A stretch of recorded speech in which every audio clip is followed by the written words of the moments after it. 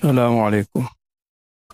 Alhamdulillahi Rabbil Alamin. Allahumma salli wa sallim ala Muhammad wa ala al Muhammad. Allahumma faqihna fid din wa 'allimna ta'wila wa hadina ila sawa'is sabil. Allahumma wafiqna lima tuhibbu wa tarda waj'al akhiratana khairan min al-ula. Radina billahi rabban wa bil islami dina wa bi Muhammadin nabiyyan wa rasulah. Hamim yang kita baca semua menghuraikan makna mentauhidkan Allah dalam menyeru dan berdoa.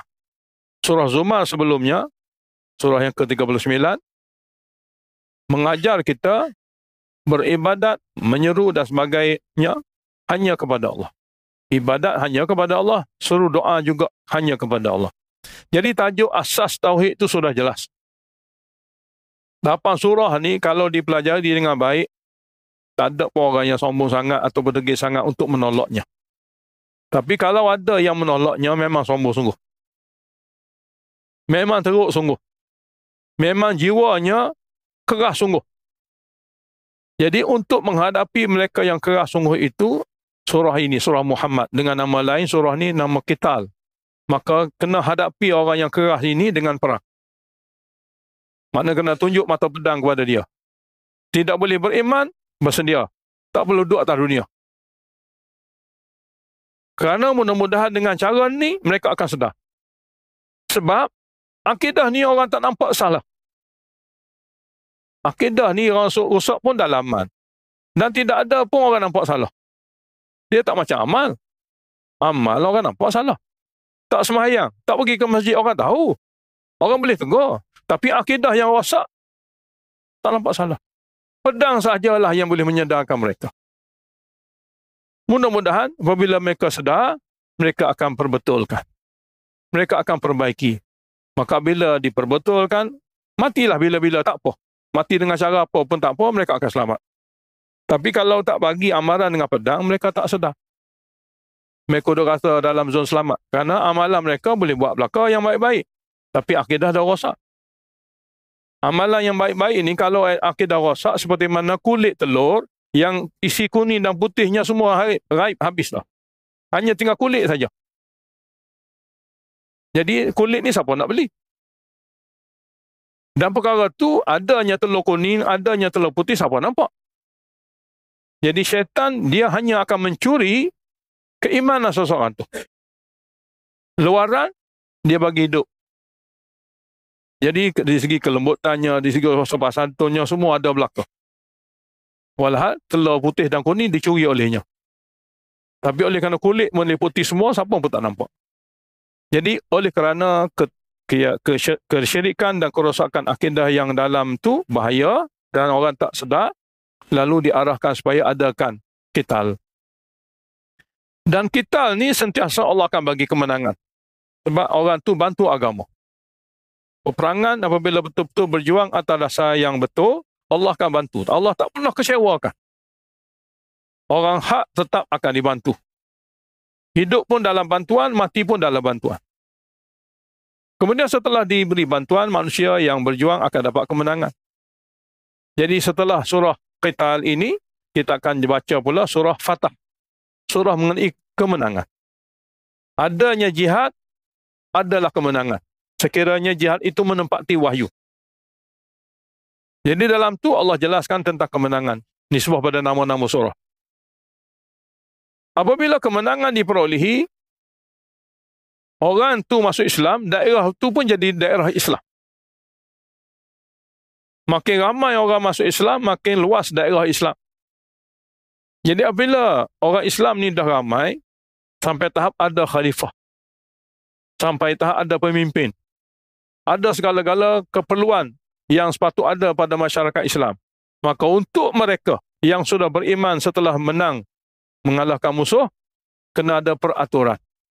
Peraturan sesama Islam. Maka untuk peraturan sesama Islam, surah Hujurat. Selepas pada Fatah kemenangan, surah Hujurat. Dalam surah Hujurat, peraturan-peraturan yang patut di antara rakyat dengan pemimpin dan di antara rakyat sesama rakyat. Kemudian Allah jelaskan dalam surah Hujurat juga sifat-sifat umat Islam yang tak patut. Jangan bagi ada sifat ni. Dia boleh membahayakan. Jadi, kena wujudkan sifat-sifat yang patut. Dalam peraturannya, kena basmikan sifat-sifat yang tak patut. Supaya jangan ada dalam kalangan umat Islam yang boleh membahayakan. Setelah selesai surah Hujurat, bermulalah pemberitahuan yang begitu panjang mengenai kehidupan selepas mati. Mana surah Qaf sehingga akhir Al-Quran. Surah pendek-pendek. Separuh lebih daripadanya berita akhirat. Sama ada berita masa roh nak keluar daripada badan, sama ada berita tentang macam mana roh itu disambut atau dilempar, atau berita macam mana di padang mahsyar sebelum tu di alam barzakh akan diceritakan oleh Allah Ta'ala daripada surah Qaf hingga akhir Al-Quran. Cuma sebahagian besarnya tentang akhirat. Sebahagiannya juga tentang ketauhidan. Tentang ketauhidan. Iaitu perkara-perkara kalau mahu selamat akhirat, perkara ketauhidan ini perlu diutamakan. Baik. Itulah susunan hubung kait surah demi surah sehingga akhir Al-Quran.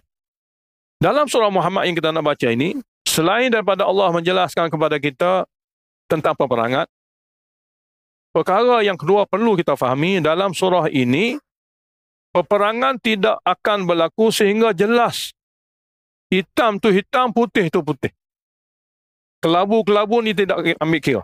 Kalau orang Islam dengan orang kafir lebih kurang, tidak ada jihad. Dengan mana kita. Memang orang Islam pada masa tu putih sungguh. Dan orang kafir memang hitam sungguh. Barulah syariat perang berlaku. Jadi dalam masa kehidupan Nabi di Mekah, 13 tahun. Tidak ada perang. Kerana tak jelas sangat di antara golongan yang hidup dalam masyarakat Mekah itu, mana satu golongan betul-betul putih, mana satu golongan yang betul-betul hitam. Lantaran berlakunya hijrah lah, maka dapat dibuktikan para sahabat yang berada di Madinah ini sanggup segala-gala demi kerana agama. Maka mereka tu dikira betul-betul bersih putih berbanding orang lain. Jadi dalam surah kita atau surah Muhammad, perkara kedua adalah penjelasan daripada Tuhan sifat yang menyebabkan boleh berperang. Jelas-jelas orang tu batil lawan yang hak. Sifat orang batilnya begini, sifat orang haknya begini. Biar jelas belaka. Kemudian Allah Ta'ala beritahu juga dalam surah Qital, natijah di akhirat nanti. Yang sebelah ni memang akan dimasukkan dalam syurga yang nemak-nemaknya begini. Manakala yang mati dalam kumpulan ni akan masuk dalam neraka yang azabnya begini. Dijelaskan. Perkara yang tiga, balasan akhirat. Perkara yang keempat, orang yang beriman, dalam masa yang sama ada golongan-golongan yang lemah imannya. Ataupun golongan-golongan yang zahir Islam, hakikatnya dia masih nifaq. Allah Ta'ala sebut dalam ni. Jadi untuk menghadapi orang Islam yang munafik ini, dia tidak ada qital. Tidak ada qital untuk orang munafik. Sebab alamat zahirnya ia orang Islam. Dia sembahyang berjemaah, dia duduk musyarak bersama Nabi, kadang-kadang dia pun pergi jihad, tapi dia munafik. Dalamannya kotor dan cemar. Dia tetap masuk neraka kekal, lebih dahsyat lagi daripada orang kafir yang diperangi. Jadi keadaan mereka itu perlu dijelaskan. Takut-takut orang Islam, dia perasan saja dia memang bukan kafir. Kerana apa? Kerana boleh buat itu, boleh buat ini. Tapi di sisi Tuhan, dia lebih dahsyat lagi daripada kafir. Tapi duduk menjelma sebagai seorang Islam. Ini pun perlu diketahui. Jadi, tentang qital sendiri, tentang sifat yang berbeza, tentang balasan yang berbeza, dan tentang sifat nifaq yang perlu difahami betul-betul. Supaya mereka janganlah terpedaya dengan keadaan kita perang orang kafir, dia memang masuk neraka, kita masuk syurga. Tidak. Masuk syurga hanya orang yang betul-betul tulen mukmin. Zahir tak ambil kira, batin Allah Ta'ala ambil kira. Jadi tentang batin yang ada dalam hati itulah setiap orang pastikan diri mereka itu bersih dan selamat. Bismillahirrahmanirrahim. Alladzina kafaru wa saddu an sabilillah. Orang-orang yang mengingkari tauhid. Maknanya dia sendiri akidahnya mengingkari. Cuma di sini mengingkari satunya membohongi, mengatakan bohongnya seruan tauhid atau apa-apa yang ada dalam rukun iman. Yang kedua juga termasuk mengingkari enggan mengikuti, enggan tunduk Walaupun dia tahu itu rukun iman. Jadi keengganan juga dikira kufur. Jadi ulama tafsir kata keengganan ni sepertilah masyarakat Yahudi. Dia tahu benar-benar Al-Quran kitab Tuhan. Dia juga tahu benar-benar Nabi Muhammad SAW Nabi Tuhan. Dia bukan tak tahu. Tapi dia enggan ikut. Jadi keengganan itu juga dikira kafir. Mengatakan salah kafir, enggan mengikuti juga kafir.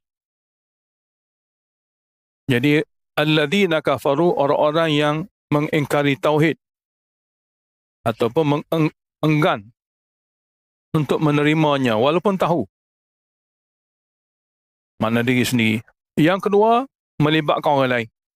Wasaddu, dan menghalang orang lain an sabilillah, daripada jalan Allah Islam. Menghalang orang lain ini dengan tutur kata dan sebagainya. Adalla a'malahum, Allah Ta'ala hilangkan segala amal-amal baiknya untuk dibalas. Bahkan sebaliknya, Allah Ta'ala ganti dengan mengazabkannya. Apa makna amal baik? Dalam tafsirul ma'ni, amal pada ayat ni min a'malil birri, daripada amal-amal yang zahirnya memang baik pun. Seperti orang yang ingkar tauhid ini, dia buat amal baik seperti dia buat baik pada mak ayahnya. Dia bagi sumbangan, dia bagi pertolongan pada fakir miskin. Dia buat apa saja amalan-amalan baik lain seperti jasa-jasa yang dia buat untuk manusia. Buat jalan raya, buat jambatan, kos-kos yang besar ataupun belanja-belanja yang kecil. Tapi dengan sebabnya orang dapat faedah. Bantuannya. Hatta mereka berbelanja untuk orang Islam buat masjid. Semua tu panggil amal baik. Tapi Allah lenyapkan balasan baik itu. Sebaliknya Allah ganti kepada orang ni azab neraka kekal. Kenapa? Kerana ingkar. Semoga Allah lindungi kita semua.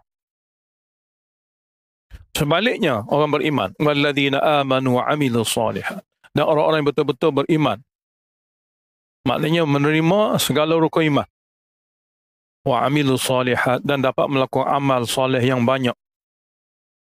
Wa amanu, lebih-lebih lagi, sini Allah Ta'ala adakan secara khusus, lebih-lebih lagi, cara mereka beriman itu, mereka percaya dan membenarkan juga bima nuzzila ala Muhammad, akan wahyu Al-Quran yang diturunkan kepada Muhammad. Lebih-lebih lagi. Wa huwal haqqu min rabbihim, hal keadaan keimanan mereka, wahyu yang diturunkan oleh Allah Ta'ala kepada Muhammad itu memang benar daripada Tuhan. Jadi kalau beginilah keadaan mereka, iman pun ada, menepati peraturan, amal soleh juga ada. Kafara anhum sayyiatihim, Allah akan tutup kesilapan-kesilapan mereka yang lain. Kesalahan-kesalahan mereka yang lain. Tutup tu dua tiga cara. Pertama, sama ada Allah Ta'ala maafkan dengan diberi kepada mereka itu taufik untuk melakukan amal-amal yang boleh menjadikan kafarah. Jadi dengan amal baik tu kafarah, penutup bagi amal buruk. Yang kedua, Allah Ta'ala bagi kepadanya taufik untuk bertaubat. Ada penyesalan dan sempat bertaubat. Itu juga takfir, penutupan amal.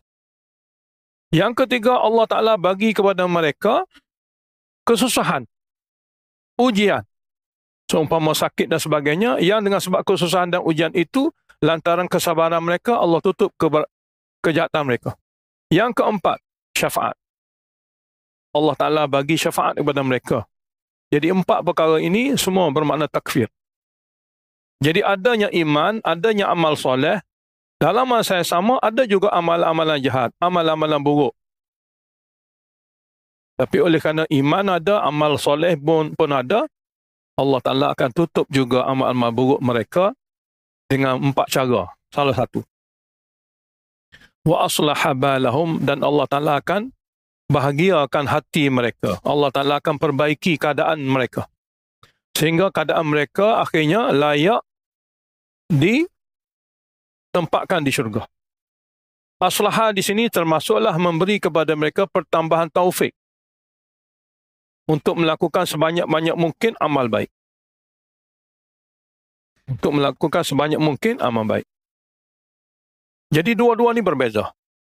Ingkar tauhid dengan orang boleh beriman. Zalika, layanan Allah yang berbeza itu tujuannya ialah liyatayaqqanu, sini muqaddar jumlah, supaya mereka semua boleh meyakini bi anna alladhina kafaru, dengan sebab orang yang ingkar tauhid itu sebenarnya ittaba'ul batil, dia telah mengikuti batil.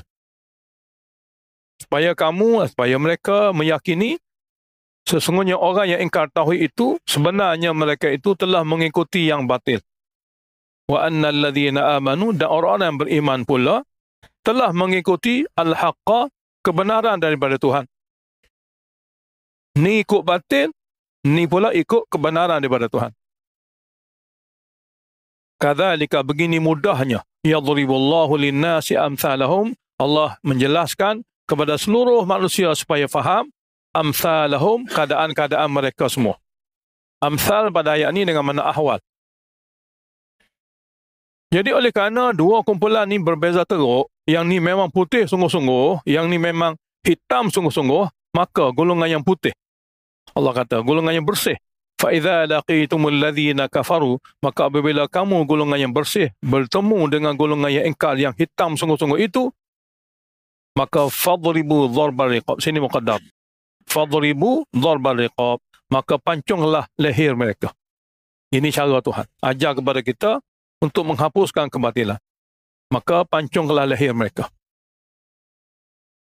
Mana jenis yang berkeras dalam keadaan kegelapan itu, maka pancunglah leher mereka. Kena ingat, pancung leher ini dalam medan peperangan. Medan peperangan. Dan mereka yang berperang itu jenis kafir harbi. Bukan sembarangan. Darbar riqab hanya berlaku kepada mereka yang jenis orang kafir, jenis kafir harbi. Kafir yang memerangi orang Islam. Yakni kafir yang jenis kerah kepala, kalaulah berkesempatan mereka akan pancung juga orang Islam. Kafir jenis ini. Sebab selain daripada kafir harbi, kafir yang kita tak boleh perangi, seperti kafir ahdi. Kafir yang sudah ada perjanjian damai di antara kita dengan mereka. Ada hubungan baik di antara kita dengan mereka. Mereka menghormati agama kita. Kita jaga juga sempadan dengan mereka. Itu kafir adi. Yang ketiga, kafir zimmi. Dia kafir tapi dia bayar cukai. Yang ni tak boleh bunuh. Bahkan kita kena jaga mereka. Jadi, darbar riqab dalam kalangan kafir pun yang jenis harbi. Dia ada perbezaan. Jadi, pancunglah mereka. Jadi, kafir harbi ini, pancunglah mereka. Kerana mereka adalah golongan yang memang memerangi kita. Mereka tak akan berdamai dengan kita. Mereka tidak akan bersedia untuk ikut peraturan di antara kita dengan mereka itu. Hatta idza athkhantumuhum, sehinggalah apabila kamu dapat melemahkan mereka dalam peperangan. Athkhantumu ni makna kamu perangi mereka sehingga mereka lemah. Fashuddul wathaq, maka yang dapat ditawan adalah tambak dan ikat dengan kuat. Yang dapat ditawan tu adalah tambak dan ikat dengan kuat, supaya tak terlepas lari. Apabila semua telah jadi tawanan, fa imma mannan ba'du, sama ada tamunnuna mannan, sini masdari, sama ada kamu pihak Islam yang memerintah nak bagi kepada mereka itu kebebasan, nak lepaskan mereka itu. Itu mengikut budi bicara pemerintah Islam. Kalau didapati ada kebaikan, boleh bebaskan. Wa imma fidaan, atau sama ada bebas dengan cara tebusan. Bebas boleh, tapi dengan cara tebusan. Maknanya, tawanan kita yang ditawan oleh mereka, tukar. Kita bebas tawanan mereka, mereka kena bebas tawanan kita. Mana orang kita yang ditawan, kena bebaskan. Ini pun semua mengikut budi bicara pemerintah Islam. Setelah mereka bermesyuarat, setelah mereka adakan kajian, Mereka rasa patut bebas, bebas. Kalau tak patut bebas, pancung. Kalau tidak, tukar di antara tebusan dengan tebusan. Keadaan ini semua dalam medan perang. Hatta tada'al harbu awzaraha, sehinggalah tada'a asalnya ahlul harbi. Sehinggalah tentera-tentera yang berperang itu meletak alat senjata masing-masing dan selesai peperangan. Maknanya sehinggalah selesainya peperangan. Jadi semua ayat ni berkisah mengenai dalam medan peperangan. Zalika, cara dan peraturan yang Allah Ta'ala tetapkan ini, ya demikian cara. Maknanya di medan perang, orang kafir harbi kena pancung. Pancung sehinggalah mereka lemah, yang dapat ditangkap, tangkap. Setelah yang ditangkap, mereka ini mengikut budi bicara.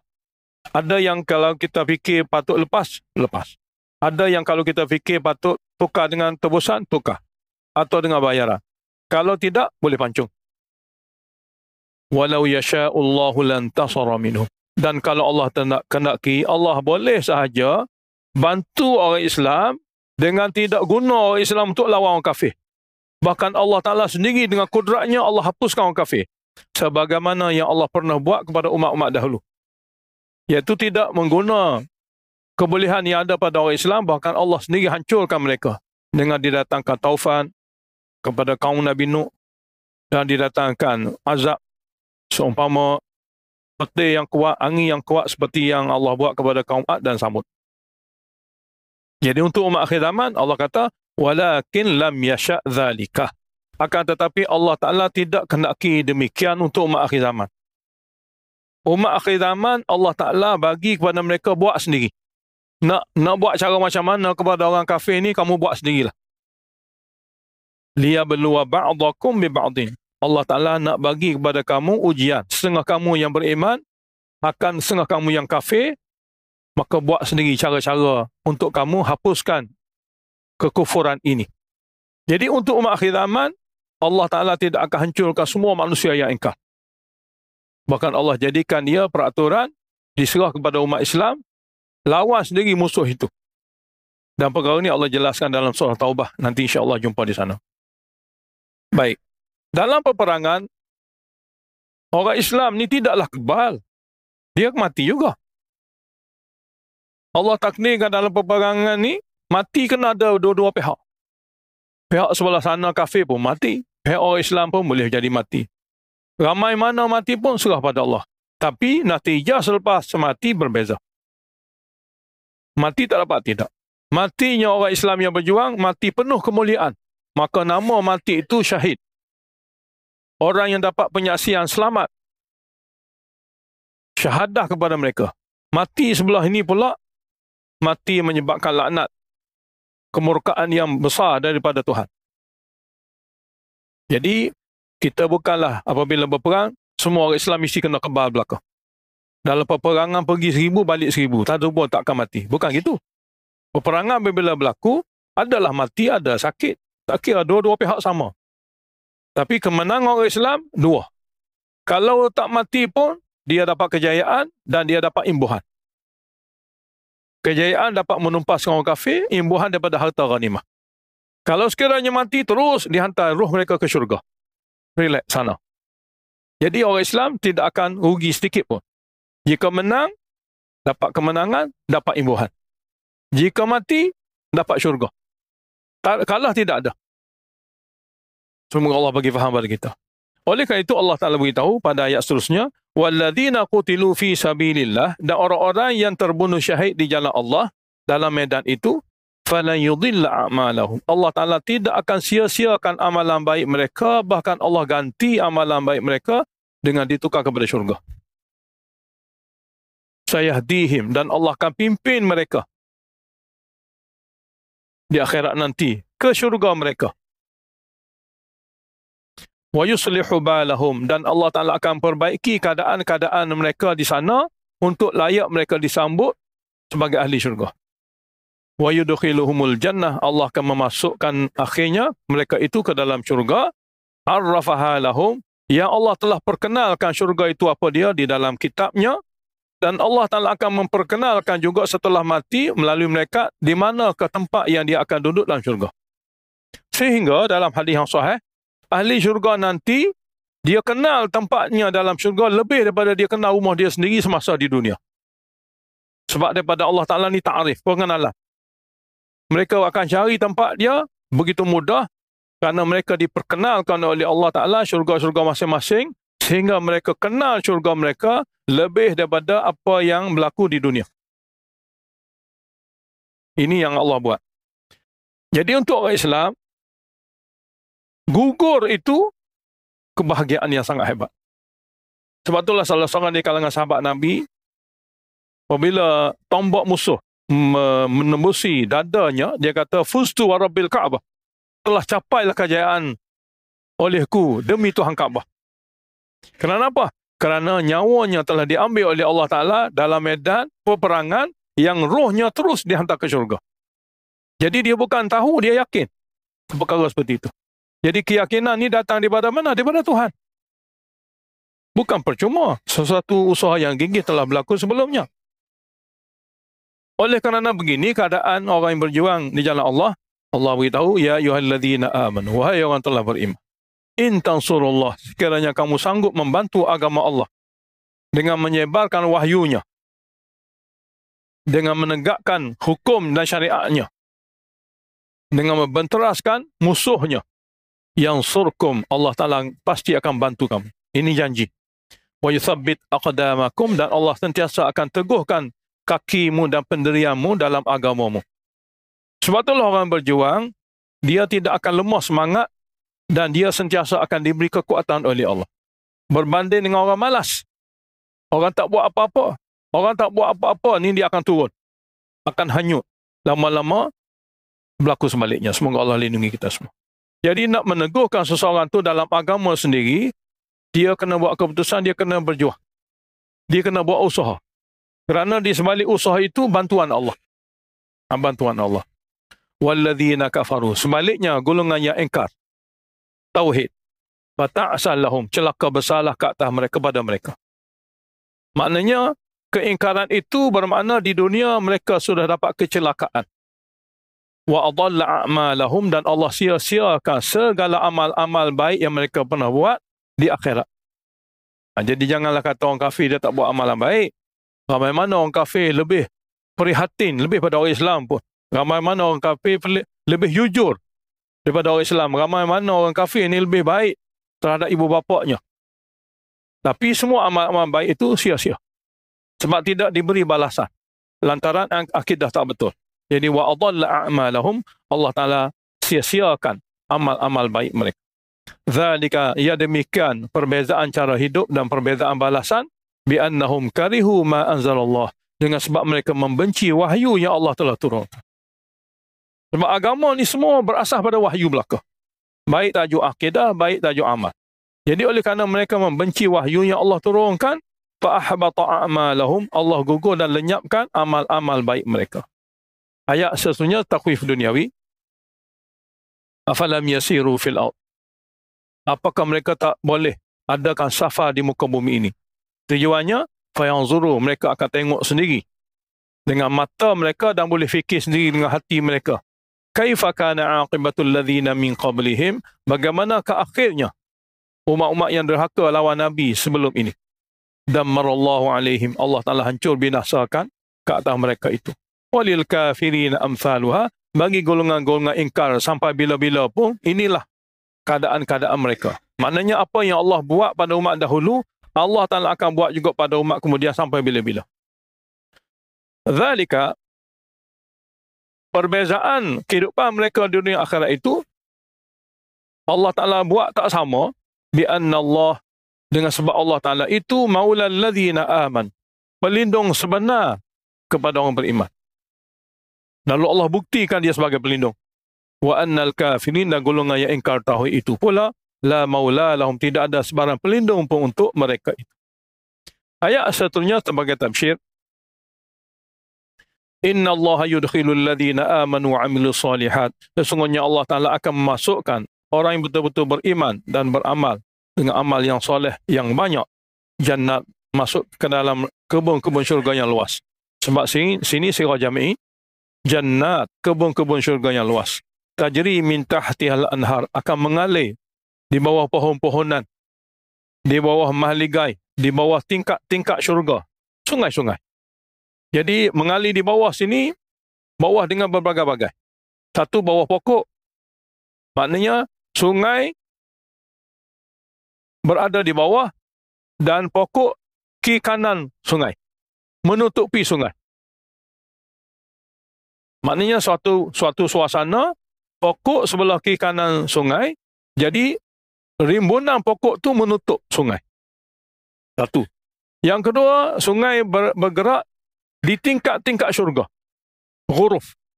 Maknanya sungai bergerak di mana-mana saja tingkat-tingkat syurga. Yang ketiga, sungai Allah Ta'ala alirkan di bawah istana dan mahligai syurga. Ini semua disebut oleh ulama tafsir. Bermakna sungai bukan semacam dunia.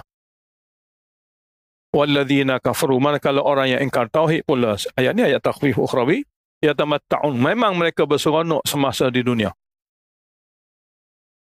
Berseronok ni mengikut keadaan takdir masing-masing lah. Berseronok orang miskin cara miskin. Cuma oleh kerana dia tidak ada iman, dia tidak ada fikir akhirat, Allah takbirkan mereka ni hidup dunia untuk berseronok.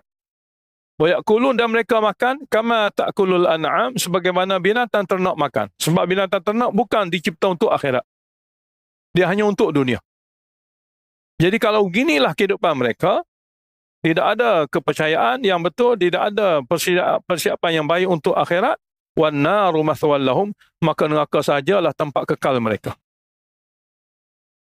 Orang buat persiapan ni, dia ada cara hidup. Orang tak buat persiapan ni, maka kekallah mereka itu dalam neraka. Semoga Allah lindungi kita semua. Ayat seterusnya, takhwif duniawi beserta tasliyah kepada Nabi dan kita semua. Wa ka'ayyin min qaryatin, dan ramai mana, banyak mana daerah yang penghuninya hiya asyaddu quwwatan min qaryatika, penduduk daerah itu lebih hebat, lebih kuat, lebih daripada penduduk daerah Mekah kamu ini, wahai Muhammad. Allati akhrajatka, yang mana penduduk Mekah ini mengusir kamu daripada kampung halamanmu kerana agama. Ahlaknahum, daerah-daerah sebelum ini yang lebih hebat itu kami telah binasakan mereka belakang. Fala nasira lahum, maka tidak ada siapa pun yang boleh menolong mereka itu. Kemudian Allah jelaskan sifat manusia yang beriman berbeza dengan sifat manusia yang ingkar. Manusia yang beriman, dia beriman dengan sebab Allah Ta'ala bagi kepada mereka keyakinan kepada bukti. Kepada bukti yang Allah turunkan. Bukan khayalan. Sebab ramai manusia yang jahil, dia ingat keyakinan ni perkara daripada akal fikiran. Keyakinan dia bukan datang daripada akal fikiran. Sebab dalam dunia, dia ada orang yakin tapi yakin yang salah. Al-yaqinul fasid. Yakin perkara yang salah. Dia saja kata saya yakin, tapi yang dia yakin tu salah. Dia panggil yakin fasid. Berbeza dengan keyakinan yang sebenar. Keyakinan yang sebenar berasas kepada bukti dan dalil. Jadi bukti dan dalil lah pembeza di antara yakin yang sebenar, yakin yang salah. Jadi kalau orang jahil tu dia tahu macam mana? Dia tak tahu. Dia perasan saja. Jadi inilah perbezaan di antara kita orang Islam dengan mereka yang kafir. Kalaulah kita orang Islam mengetahui ini semua datang daripada wahyu, maka keyakinan kita keyakinan yang sahih di atas dalil yang betul. Mereka pun yakin juga, sebab tu dia tak tukar agama. Sampai mati dia akan perang dengan kita sebab dia yakin, tapi yakin salah. Beza salah dengan benar ni hanya wahyu. Jadi kalau orang Islam pun dia yakin sesuatu yang menyalahi wahyu, dia pun termasuk yakin yang salah. Sampai bila dia tak akan tahu, kecuali apabila datang wahyu kepadanya. Kalau dia sama saja. Wahyu satu-satunya pembeza. Furqan di antara seseorang tu dia memiliki yakin benar atau yakin salah. Semoga Allah bagi faham pada kita. Inilah perkara yang kita perlu faham. Jadi afaman kana ala bayyinatin min rabbih, apakah sama seseorang yang betul-betul berada di atas keyakinan daripada bukti dan dalil daripada Tuhannya. Kaman zuyyina lahu su'amalihi, sebagaimana samakah dengan orang lain yang dihiasi pada akal fikirannya, amalan buruknya dianggap baik. Umumnya masyarakat duk faham amalan buruk ni akal kata buruk. Bukan begitu. Amalan buruk menyalahi wahyu tu dikira buruk. Bukan buruk kerana akal kita. Akal kita kadang-kadang tak faham buruk yang sebenar. Jadi apakah sama dengan seseorang yang zujina, dihiasi, dibisikkan oleh syaitan, amalan yang bercanggah dengan wahyu dianggap baik olehnya. Wattaba'u ahwa'ahum, dan mereka hanya mengikuti perasaan dan akal fikiran semata-mata walaupun bercanggah dengan wahyu. Jadi tak akan sama. Orang berada di atas bukti yang jelas daripada Tuhan, lain. Orang yang hanya dapat maklumat daripada fikiran dan juga akal fikiran semata-mata walaupun bercanggah dengan wahyu, dia lain. Semoga Allah Ta'ala bagi faham. Jadi sini Allah jelaskan dalam ayat ni, ala bayyinah. Jadi bayyinah ni bukan akal. Bayyinah ni adalah wahyu. Jadi tak sama. Orang berada di atas keyakinan menempati wahyu dengan orang yang dihiasi daripada bisikan syaitan. Amal-amal sebenarnya yang dia buat itu menempati nafsunya. Padahal bercanggah dengan wahyu. Baik, ayat seterusnya, balasan akhirat. Ayat ini sebagai tafsir. Mathalul jannah, bandingan syurga. Allati wa'idal muttaqun, yang memang dijanjikan kepada golongan yang bertakwa, yang dapat jaga akidahnya daripada syirik, yang dapat jaga amalnya daripada derhaka dan menyalahi syariat.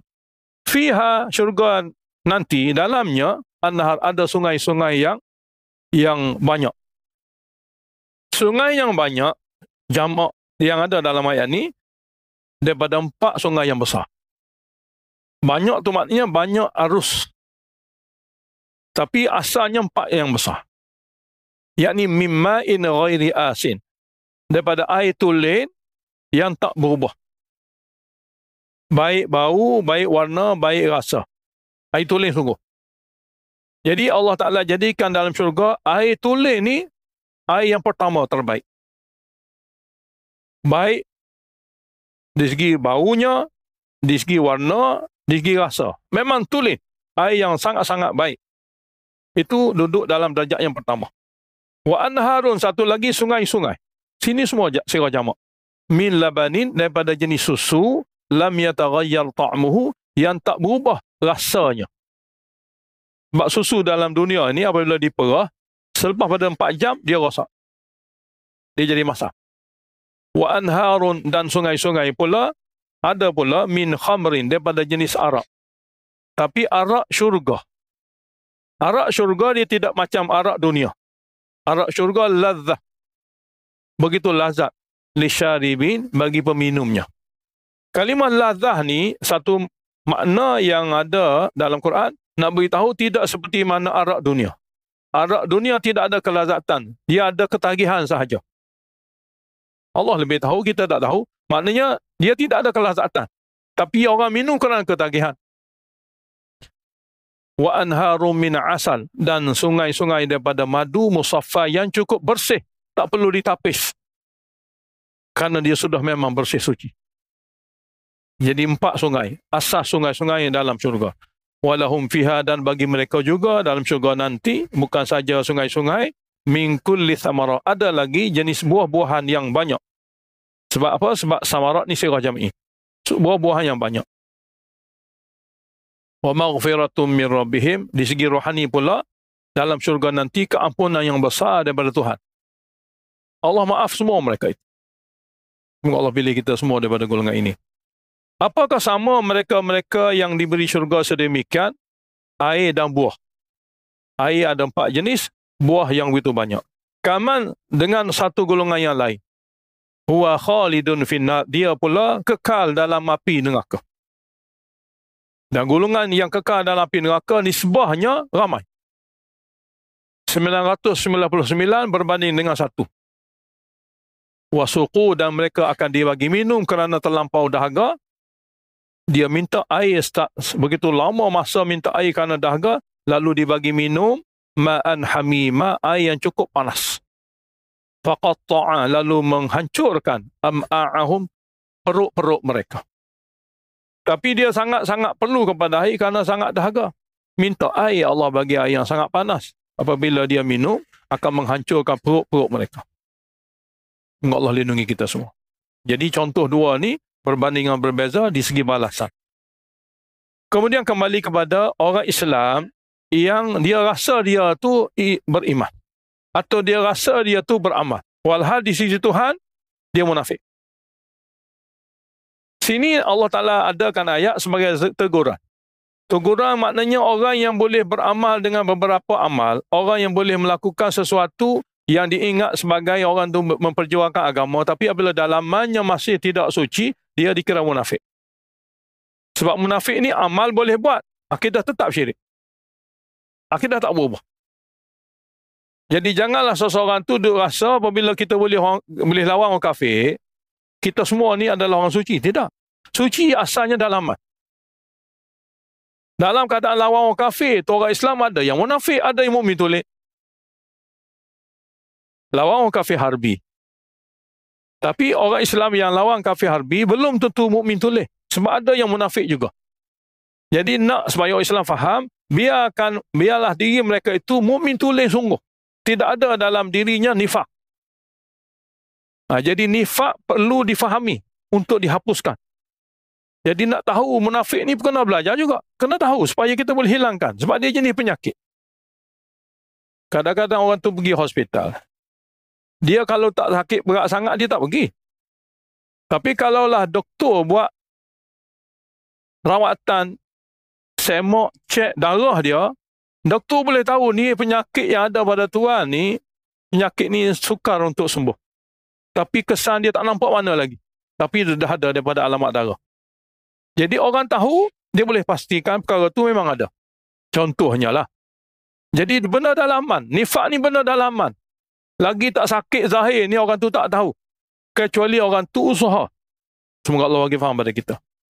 Jadi wa minhum, dan di antara mereka mana ni? Mereka di kalangan orang beriman segi zahir. Man yastami'u ilaik. Ada yang memberi tumpuan dengar kepada bacaan wahyumu. Bermakna dia duduk sebelah orang Islam dan ada masanya dia bagi tumpuan dengar kepada wahyu yang dibacakan olehmu. Tapi dia masih belum beriman dalam arti kata yang sebenar. Kerana dalamannya masih lagi lemah ataupun masih lagi tidak sempurna daripada rukun iman yang 6 itu. Jadi tak sempurna tu macam-macam cara. Alamatnya apabila orang tu duduk dalam majlis dan dengar kepadamu daripada wahyu yang kamu baca, hatta idza kharaju min indika, sehingga apabila mereka bersorai meninggalkan majlismu, apa mereka kata?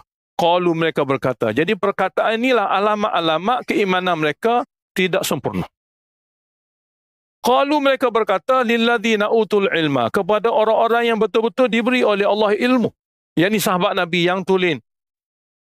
Jadi sahabat Nabi yang tulen dalam Quran, Allah takbirkan mereka orang yang diberi oleh Allah ilmu wahyu yang tulis. Kadang-kadang Allah tak sebut nama sahabat. Allah tak sebut sahabat sendiri pun Allah tak sebut kadang-kadang. Tapi Allah sebut sifat mereka. Sifat mereka di dunia, sifat mereka di akhirat. Iaitu alladzina utul ilma. Orang-orang yang diberi oleh Allah Ta'ala ilmu wahyu. Itulah sahabat Nabi. Seperti ayat ni. Ayat ni, alladzina utul ilma, nama gelaran sahabat Nabi. Nama gelaran dia. Iaitu orang yang diberi ilmu wahyu. Dan kita akan baca nanti dalam surah Rum, di akhirat nanti mereka juga akan dipanggil, sahabat Nabi akan dipanggil orang yang diberi ilmu wahyu. Qala alladzina utul ilma wal iman. Orang-orang yang diberi oleh Allah Ta'ala ilmu wahyu dan keimanan yang tulen, dia adalah sahabat Nabi. Cuma nama mereka ini, gelaran mereka ini di akhirat nanti. Yang ni pula di dunia. Jadi qalu, kata orang-orang munafik itu kepada orang-orang yang diberi ilmu wahyu sebenar-benarnya, iaitu sahabat Nabi. Dia kata apa? Madza qala anifa. Apa yang Nabi kata sebentar tadi? Sebab saya tak faham. Allah tak bagi kefahaman. Allah bagi hadir sahaja. Kefahaman Allah tak bagi. Itu saja sifat munafik. Nak beza dengan sahabat Nabi yang mukmin tulen. Mukmin tulen, dia dengar apa yang dikhabarkan oleh Nabi daripada ayat-ayat, dia diberi kefahaman. Munafik tak diberi kefahaman. Sehingga dia kata pada sahabat, Madza qala anifa, apa yang Nabi kata sebentar tadi? Saya tak faham. Bermakna kefahaman adalah titik perbezaan mukmin tulen dengan munafik. Semoga Allah bagi faham pada kita. Dan kita akan jumpa banyak ayat Allah Ta'ala khabarkan kepada kita, orang munafik ni orang yang tidak tadabbur Al-Quran dan tak diberi kefahaman. Dia mungkin dengar, dia mungkin tahu, tapi dia tak faham. Jadi tak faham datang melalui tiga. Pertama, dia kena bertalaki, dia kena dengar sendiri daripada Nabi. Kemudian setelah dia bertalaki, dia kena tadabbur. Sebab tadabbur tu hasil daripada talaki. Selepas tadabbur lah Allah akan bagi kepadanya faham. Daripada faham itulah akan Allah bagi kepadanya tafakur. Akan Allah bagi kepadanya kesedaran. Daripada kesedaran tu Allah akan bagi perubahan. Berapa kali dia kena ada proses untuk sesuatu yang ketulinan tu. Dia banyak tapis. Macam orang nak dapat minyak atar. Bukan mudah. Bunga-bungaan yang dikumpul, diproses. Kemudian barulah titisan-titisan yang dia dapat. Sejak daripada apa yang dia proses untuk satu tempoh 50-80 hari, barulah dapat sikit atar. Contohnya apabila kita pergi ke Taif, dia ada satu tempat proses atar daripada bunga-bungaan Taif. Jadi kita akan diajar kepada kita semua, kepada tetamu, dan kadang-kadang dia akan tunjuk kepada kita cara-cara. Jadi wangian-wangian daripada Taif ini diproses dalam bentuk sekian-sekian lama. Maka akhirnya wangi yang begitu harum dan harum begitu tinggi. Proses itulah dinamakan suatu usaha yang gigih, yang perlu jaga dengan baik sehingga akan hasil akhirnya suatu keputusan yang sangat baik. Jadi untuk keimanan yang tulen, proses pertamanya talaqi. Sahabat dengar daripada Nabi. Yang kedua tadabbur. Apa yang dia dengar, dia tadabbur. Apa makna tadabbur? Pastikan apa-apa yang diadakan dalam ayat ni di segi makna, adakah hidup atau wujud dalam diri masing-masing. Ada yang tak ada lagi, ataupun ada yang sudah ada sikit sebanyak. Lalu daripada tadabbur tu baru dapat tazakur, kesedaran. Yang ni tak baik, perlu kena usahakan supaya jadi baik. Semua tu akan berlaku prosesnya. Akhirnya bahawa Allah Ta'ala akan bagi pada orang tu kefahaman, yang ni perubahan. Perubahan tu alamat. Perubahan tu alamat. Baik. Jadi orang yang Allah Ta'ala bagi keimanan iaitu para sahabat melalui ilmu wahyu, orang munafik akan tanya, dia kata, "Madza qala anifah?" Apa yang Muhammad SAW Nabi kita kata sebentar tadi? Tak faham.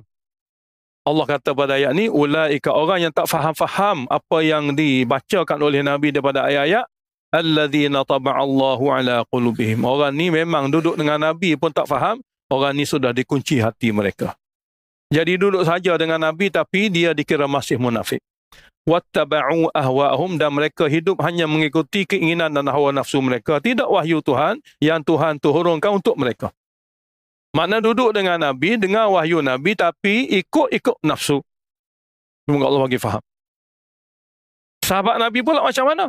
Mukmin tulen pula macam mana? Walladzina ihtadau, dan orang-orang yang sudah terpimpin kerana kehidupan mereka hari-hari mengikuti wahyu. Orang yang sentiasa mengikuti wahyu, orang tu dikira terpimpin.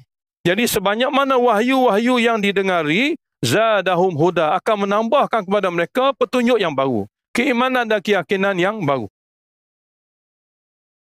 Makin dia dengar, makin bertambah keimanan. Ini sifat orang yang memiliki iman yang tulen. Seperti mana ayat-ayat lain kita akan jumpa, wa idza tuliyat alaihim ayatuhu, apabila dibaca kepada para sahabat ayat-ayat Allah, zadatuhum imana, ayat-ayat Allah akan menambahkan kepada sahabat Nabi keimanan yang baru. Mana keyakinan akan bertambah. Jadi yang menambahkan keimanan ayat-ayat. Cuma menambahkan keimanan ini kepada orang yang sudah beriman. Tapi orang yang tak beriman, yang tak dapat kesempurnaan dalam imannya kerana kecacatan, tak akan bertambah. Tapi yang sebaliknya bertambah. Jadi zadahum huda. Orang yang sudah terpimpin di kalangan sahabat Nabi, ayat-ayat tadi akan menambahkan kepada mereka huda, hidayat. Wa atahum taqwahum, dan Allah bagi kepada mereka pertambahan takwa. Jadi hidayat akan sentiasa bertambah, takwa akan sentiasa bertambah. Maknanya setiap kali para sahabat dengar daripada Nabi sesuatu daripada ayat, maka hidayat akan bertambah kepada mereka, takwa juga akan bertambah kepada mereka. Jadi bertambah hidayat, bertambah takwa, alamat orang tu ada iman. Tapi kalaulah dia dengar daripada Nabi, takwa pun tak bertambah, hidayat pun tak bertambah, dibimbangi mereka itu adalah golongan munafik. Inilah alamat zaman Nabi. Kemudian Allah Ta'ala beritahu sebagai takhfif duniawi, fahal yanzurun, maka tidaklah mereka itu menunggu kematian, illa sa'ah, kecuali menunggu saat kematian. Karena apabila perubahan tak berlaku, tunggu mati.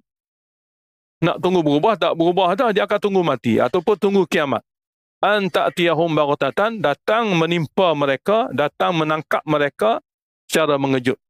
Faqad ja'a asyratuha, maka sesungguhnya memang telah datang pun kepada mereka alamat-alamat awal kematian. Ataupun alamat-alamat awal kiamat. Di antara alamat awal kiamat, kelahiran Nabi besar Muhammad SAW. Itu alamat awal. Apa makna? Kalaulah sebelum ni, kiamat tak akan berlaku sehingga Nabi akhir zaman. Maknanya kiamat tak akan berlaku sehingga lahir Nabi akhir zaman. Apabila lahir saja Nabi akhir zaman, bermakna tidak akan ada lagi Nabi-Nabi lain sehinggalah kiamat. Bermakna Nabi akhir zaman alamat awal kiamat. Jadi tak perlu tunggulah Nabi mana-mana. Nabi yang dipilih untuk akhir zaman ni, itulah Nabi yang terakhir, selepas pada tu kiamat. Manakala Nabi Isa dia akan turun, tapi Nabi Isa ni sudah ada pun sebelum tu. Cuma diangkat ke langit untuk sementara. Akhir zaman diturun semula. Tapi Nabi yang betul-betul terpilih pada penamat dan penyudah khatamun Nabiyin, Nabi akhir zaman. Jadi asyarat sini, alamat-alamat kiamat, dia ada yang betul-betul hampir, yang dia panggil alamat dekat dengan kiamat sangat, iaitu ketika Dajjal dan sebagainya. Ada pula alamat awal. Jadi faqad jaa asyratuha, maka sesungguhnya telah datang pun alamat-alamat awal kiamat, iaitu kelahiran Nabi Muhammad SAW. Fa anna lahum, maka bagaimana, apa guna lagi bagi mereka-mereka yang menunggu-nunggu, menangguh-nangguhkan ini, idza ja'atuhum dzikrahum, apabila datang kepada mereka kematian, maka macam mana, apa guna kesedaran yang berlaku setelah datangnya kematian. Maknanya, kesedaran tu memang berlaku, tapi guna tu tidak berguna. Saat masa roh nak dikeluarkan daripada badan, mereka tu memang menyesal. Menyesal memang berlaku, tapi guna saja tidak guna. Tak berguna. Jadi sini anna. Apa gunanya kesedaran dan keinsafan yang berlaku pada masa tak berguna? Yang sepatut penyesalan tu berlaku sekarang. Apabila dah mati, semua orang menyesal. Tak ada orang tak menyesal. Ahli neraka semua menyesal. Dia ada segala apa yang Allah sebut tentang ahli neraka ni, penyesalan mereka tak habis-habis. Penyesalan berlaku, tapi guna saja tidak ada. Tidak berguna. Semoga Allah bagi faham. Oleh kerana itu, sebelum matilah kena bina iman. Kena bina taqwa. Fa'lam yakinlah. Maka yakinlah. Annahu la ilaha illallah. Sesungguhnya tidak ada ilah yang berhak disu dan dipuja, melainkan Allah jua. Benalah keyakinan dengan sebenar-benarnya. Wastaghfir li dzambika. Semasa hidup ini, mintalah kepada Allah supaya diampunkan dosamu. Walil mu'minina wal mu'minat. Dan diampunkan dosa mukmin lelaki dan wanita. Maknanya yakin kepada Allah dan istighfar sentiasa. Wallahu ya'lamu mutaqallabakum wa mathwaakum. Dan Allah jua yang mengetahui kehidupan duniamu dan kehidupan akhiratmu. Jadi orang yang membina keimanan dan sentiasa hidup beristighfar, ini alamat-alamat zahir orang tu orang baik. Semoga Allah pilih kita daripada golongan ini. Istighfar ni dalam Islam, dia ada dua. Satu istighfar kerana salah dan berdosa. Itu juga orang tahu, rata-rata pun orang tahu. Satu lagi orang kurang tahu, istighfar setelah melakukan taat. Seperti mana yang disyariatkan kepada kita semua apabila kita sembahyang, belum selesai sembahyang, sebelum kita bagi salam, selepas baca tahiyat, betul-betul sebelum salam, kita disyariatkan beristighfar. Allahumma inni zalamtu nafsi zulman katsira. Istighfar ini diajar oleh Nabi kepada Abu Bakar Siddiq. Abu Bakar Siddiq radhiyallahu anhu, kita semua tahu, dialah orang pertama akan masuk syurga di kalangan umat. Dan orang paling tinggi derajat dalam syurga di kalangan umat. Untuknya Nabi ajak istighfar, istighfar dalam sembahyang, ujung sembahyang, sebelum salam. Iaitu Allahumma inni zalamtu nafsi zulman katsira. Ya Allah, sesungguhnya aku telah menzalimi diriku dengan kezaliman yang besar lagi banyak. Walhal dia dalam sembahyang. Kezaliman apa yang dia buat? Nak bagi sedar kepada hamba, kezaliman, tak mampu nak taat seperti mana yang sepatut. Kita ni disyariatkan sembahyang supaya tawajuh sepenuh-penuhnya kepada Allah. Aqimis salata li dzikri, dirikanlah sembahyang wahai hamba sepenuh-penuhnya untuk ingat pada aku. Soalnya, ingat ke Allah Ta'ala atau tidak ingat? Sedangkan sembahyang tu memang disyariatkan bermula daripada takbir hingga Assalamualaikum untuk ingat pada Allah walaupun 10 minit pun. Tapi adakah dia ingat kepada Allah atau masih ingat pada yang lain? Seolah-olahnya kita ni duduk depan Allah Ta'ala tapi ingat benda lain. Kalau semasa sembahyang pun kamu tak boleh ingat pada Allah, bermakna luas sembahyang lagi kamu tak boleh ingat pada Allah. Jadi zalim manusia. Jadi ikuran kerana manusia tak mampu nak mengingati Allah, keadaan ingat yang sepatutnya, sedangkan syariat sembahyang tu untuk ingat Allah semata-mata, dia kena akur kezalimannya itu. Maknanya, minta maaf di atas tak mampu nak patuh taat seperti mana yang sepatut. Itu istighfar yang kita kena fahami. Istighfar kerana kita buat salah, tu biasalah. Seperti mana Nabi Adam AS yang kita baca pada permulaan Baqarah, Rabbana zalamna, Allah ajar kepadanya, dia buat salah tu, dia zalim diri sendiri. Kerana kesalahan tu risikonya dia kena tanggung. Bukan kesalahan tu kena atas orang lain, kena atas diri sendiri. Itu kesalahan dan kita pun tahu mudah sangat sebab lalai. Diperdayakan oleh syaitan. Ni kesalahan tajuk yang begitu halus, yakni tak mampu nak patuh dan taat kepada Allah kepatuhan yang sepatut. Jadi kepatuhan yang sepatut tu kena faham. Tak boleh patuh kepatuhan yang sepatut tu zalim. Di antara kepatuhan yang sepatut ialah khusyuk sebenar-benarnya dalam melakukan sembahyang. Kerana sembahyang disyariatkan 5 kali sehari yang fardu itu untuk mengingati Allah sepenuh-penuhnya. Bermula daripada takbir Allahu Akbar hingga kepada Assalamualaikum. Jangan ingat yang lain. Kerana ini satu-satunya neraca. Allah Ta'ala jadikan neraca untuk nak mengetahui hamba tu ingat Allah ke atau tidak. Jadi kita tak tahu. Kita tentang orang lain, kita hanya tahu kita sendiri. Orang tu dia tak boleh tipu. Allah dia boleh tipu orang lain. Tapi Allah dia tak boleh tipu. Dia khusyuk ke tak khusyuk ke, dia tahu.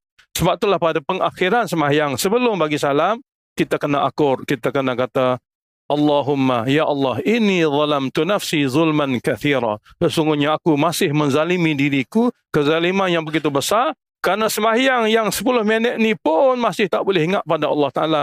Ingat yang sepatut. Betul tak tuan-tuan yang mulia? Dan syaitan musuh kita ni, masa sembahyang lah dia mari perang dengan kita. Itulah kerja dia. Takbir saja dia masuk dalam hati kita. Ingat tu, ingat ni, ingat ni. Seperti mana Nabi SAW bersabda dalam sebuah hadis yang sahih, apabila takbir saja dibuat, syaitan terus masuk perangi kita. Uzkur kaza. Dia kata dalam hati kita, mu kena ingat benda tu, mu kena ingat benda ni. Sehingga benda-benda lain ingat belaka, yang tak ingatnya Allah. Lalu apabila kita sembahyang Assalamualaikum, kita didapati ingat Allah Ta'ala berbeza-beza. Nabi kata dalam sebuah hadis yang sahih lain, kadang-kadang orang tu ingat Allah 1/10.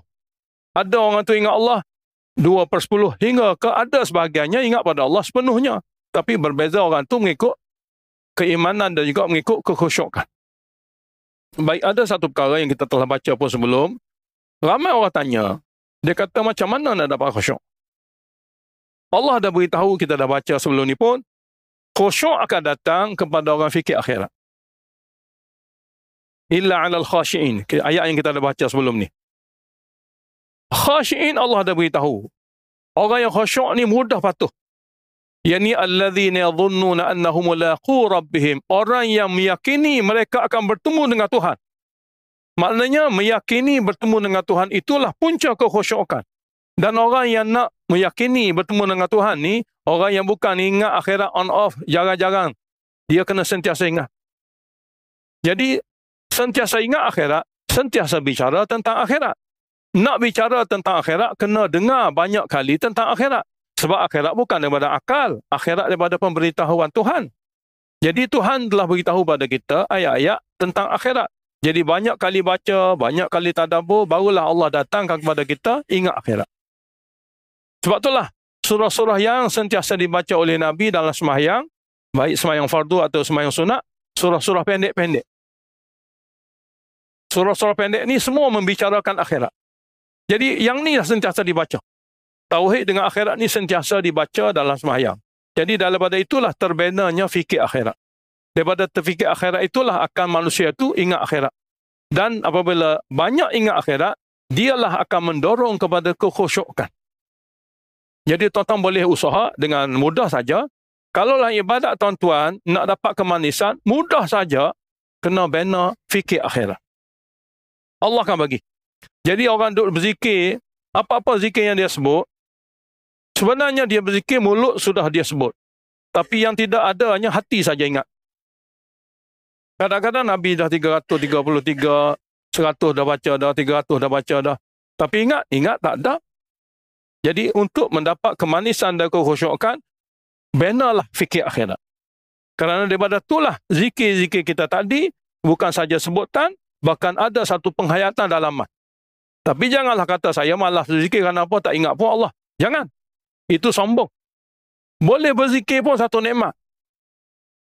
Kadang-kadang mulut orang tu dibenarkan untuk mengumpat saja. Mulutnya mesin untuk jadi sebab dosa. Sangat besar kerugian. Mulut Allah bagi untuk jadi mesin pahala. Tapi dia tak pandai guna, dia guna mulutnya untuk mengumpat. Contohnya. Jadi mulut yang mengumpat ini melonggokkan dosa. Kita tukar kepada berzikir. Membaca Quran. Ataupun bercakap perkara-perkara yang ada hubungan dengan wahyu. InsyaAllah mulut kita telah dikira menjadi mesin pahala. Cuma daripada boleh jadi mesin pahala sahaja, kita berusaha untuk menjadi sesuatu yang lebih bernilai. Iaitu ada tawajuh dan khusyuk. Jadi tawajuh dan khusyuk itu mesti datang daripada sesuatu cara yang betul, yakni fikir akhirat. Jadi cara untuk dapat fikir akhirat adalah di antara lain, setiap amal yang kita buat, kita kena buat dengan penuh khusyuk. Di antara amal-amal yang kita buat itu, disudahi dengan istighfar adalah alamat orang tu buat amal dengan penuh kekhusyukan. Jadi apa-apa amal yang kita buat, kita kena sudahi dengan istighfar. Dalam ayat ni, Allah Ta'ala ajar kepada kita, fa'alam, hendaklah kamu yakin, annahu sesungguhnya Allah Ta'ala itu, la ilaha illahu, tidak ada ilah yang berhak disu dan dipuja, melainkan dia yang bernama Allah. Dan wastaghfir li dzambika. Walaupun titahan ini dituju kepada Nabi, asalnya Nabi tidak ada dosa. Nak supaya Nabi menjadi contoh kepada umat. Nabi yang tak berdosa itu sentiasa beristighfar. Nabi kata dalam sebuah hadis yang sahih, aku sendiri beristighfar kepada Allah 70 kali sehari. 100 kali sehari. Maka kamu yang sepatutnya, kerana kamu bergelumang dengan dosa, patutnya lebih daripada itu. Dalam sebuah hadis yang sahih lain, Nabi SAW bersabda, man lazimal istighfara, siapa yang membiasakan lidahnya beristighfar, ja'alallah likulli dhiqin makhraja, Allah jadikan apa saja kesempitan hidupnya, ada saja jalan keluar. Dia tak akan sempit hidup. Dan wayarzuquhu, dan Allah akan kurniakan rezeki kepadanya min haitsu la yahtasib, daripada punca yang tak terfikir oleh akal fikirannya. Itu kelebihan istighfar. Jadi sentiasalah seseorang itu beristighfar. Dan syaitan sangat-sangat benci orang beristighfar, kerana dengan sebab istighfar itu, ikhtiar syaitan semua jadi masuk air. Allah sia-siakan usaha ikhtiar syaitan kerana Allah Ta'ala tutup dan Allah Ta'ala bersihkan dengan istighfar. Jadi di sini ayat Allah Ta'ala beritahu, wastaghfir li dzambika, dan hendaklah terus beristiqamah, beristighfar, memohon ampun kepada Allah kepada dosamu, dan tolong juga minta ampun kepada mukmin lelaki dan wanita. Wallahu ya'lamu mutaqallabakum wa mathwaakum, dan Allah dialah Tuhan yang Maha mengetahui kehidupan dunia, pergerakan duniamu dan kehidupan kekalmu di akhirat nanti. A'udzu billahi minasy syaithanir rajim. Bismillahirrahmanirrahim. ويقول الذين آمنوا لولا نزلت سورة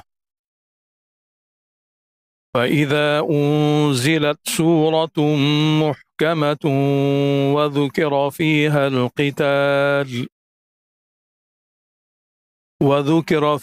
القتال رأيت الذين في قلوبهم مرض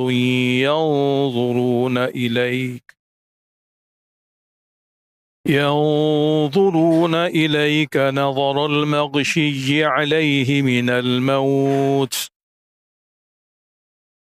فأولى لهم طاعة وقول معروف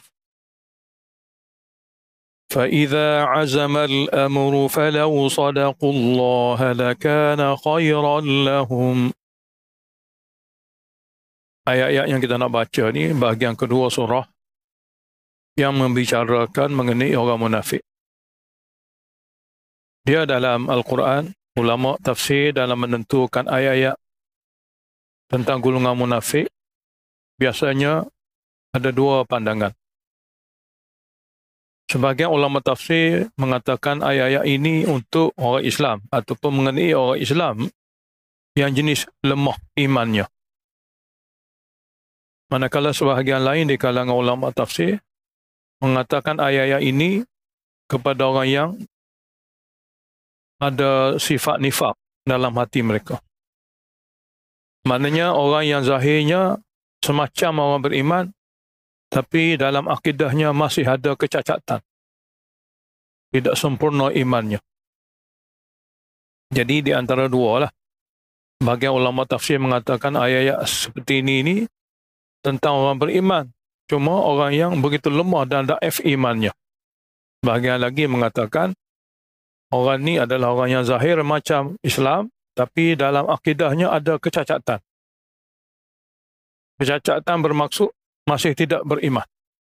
Cacat keimanannya.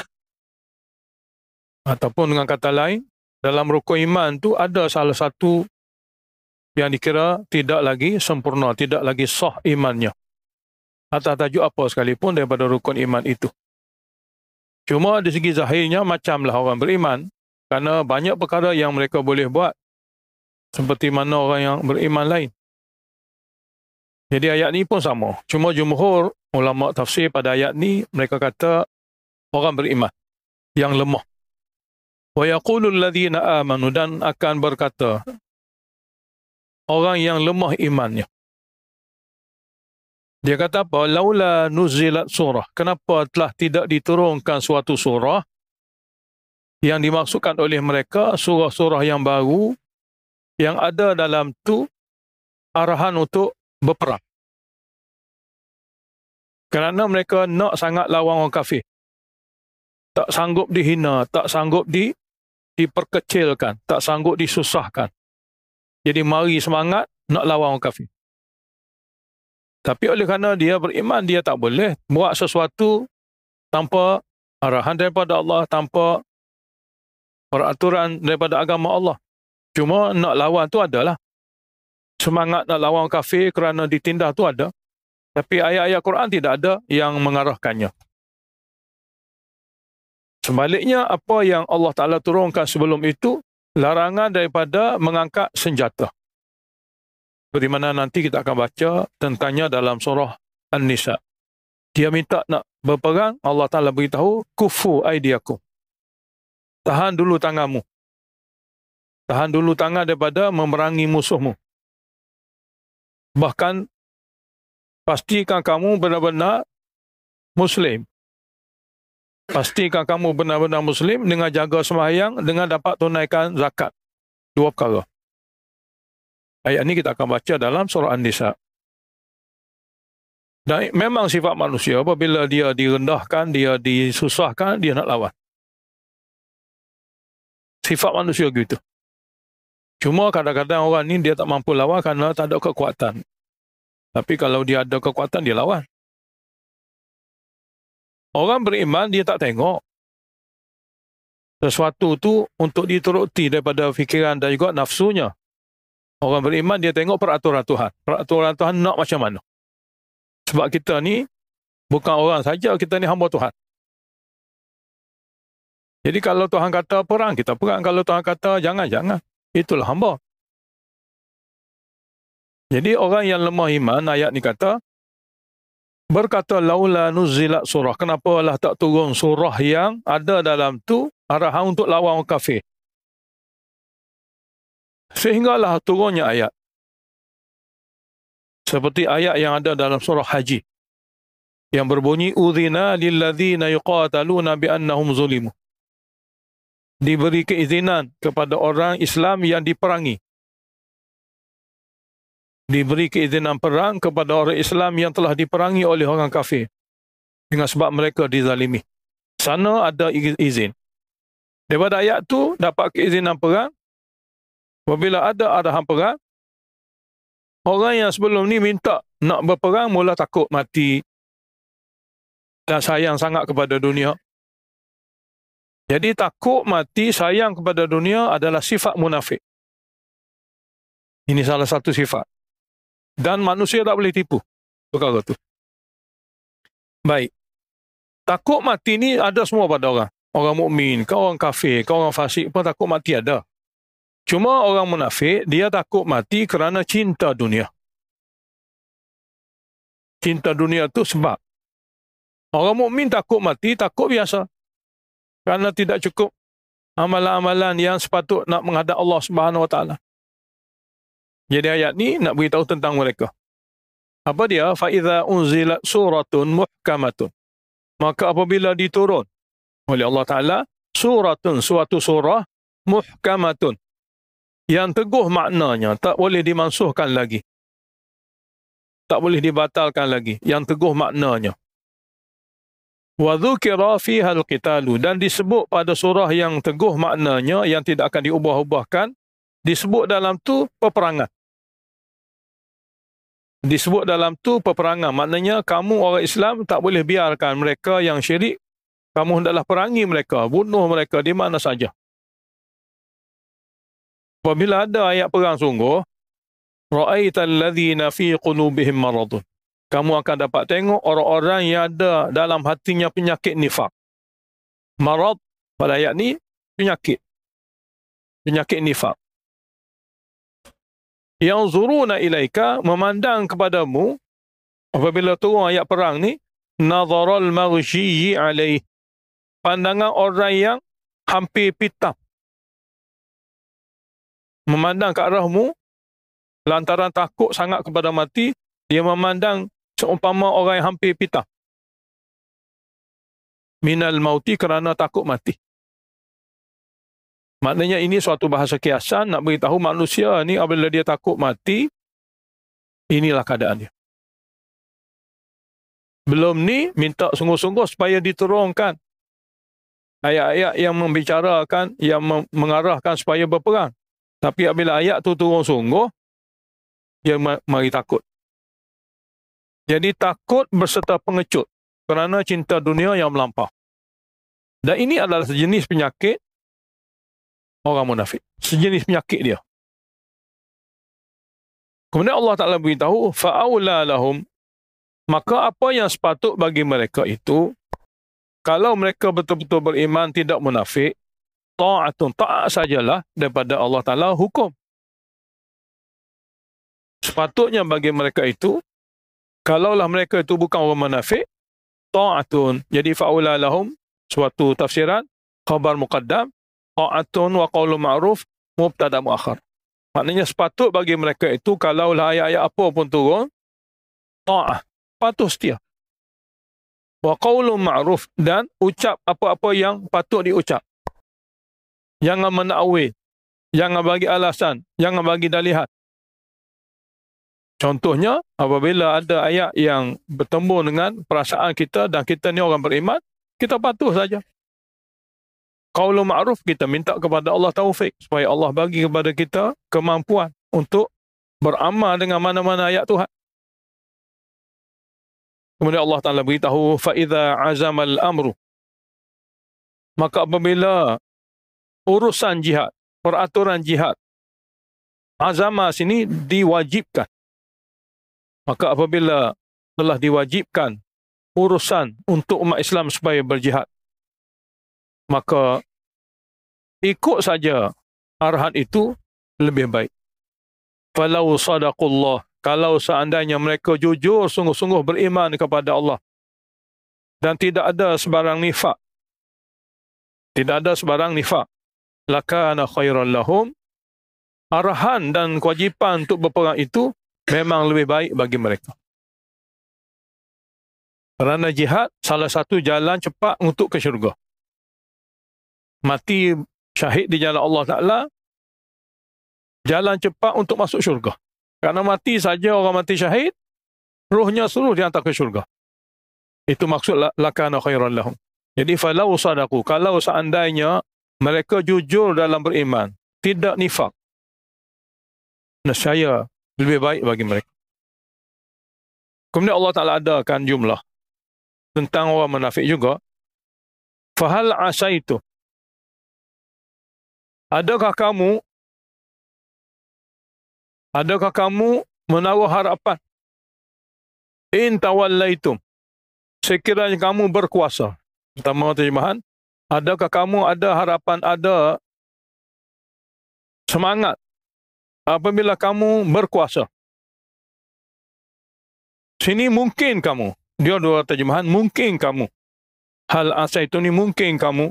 Jika sekiranya kamu berkuasa, antufsidu fil ard, nescaya kamu akan membuat kerosakan di muka bumi. Yakni dengan bertindak menyalahi peraturan Tuhan, bahkan mengikut hawa nafsu. Dan mungkin kamu sekiranya kamu berkuasa, wa tuqatti'u arhamakum, kamu akan memutus hubungan silaturahim sesama kamu kerana berebut keduniaan.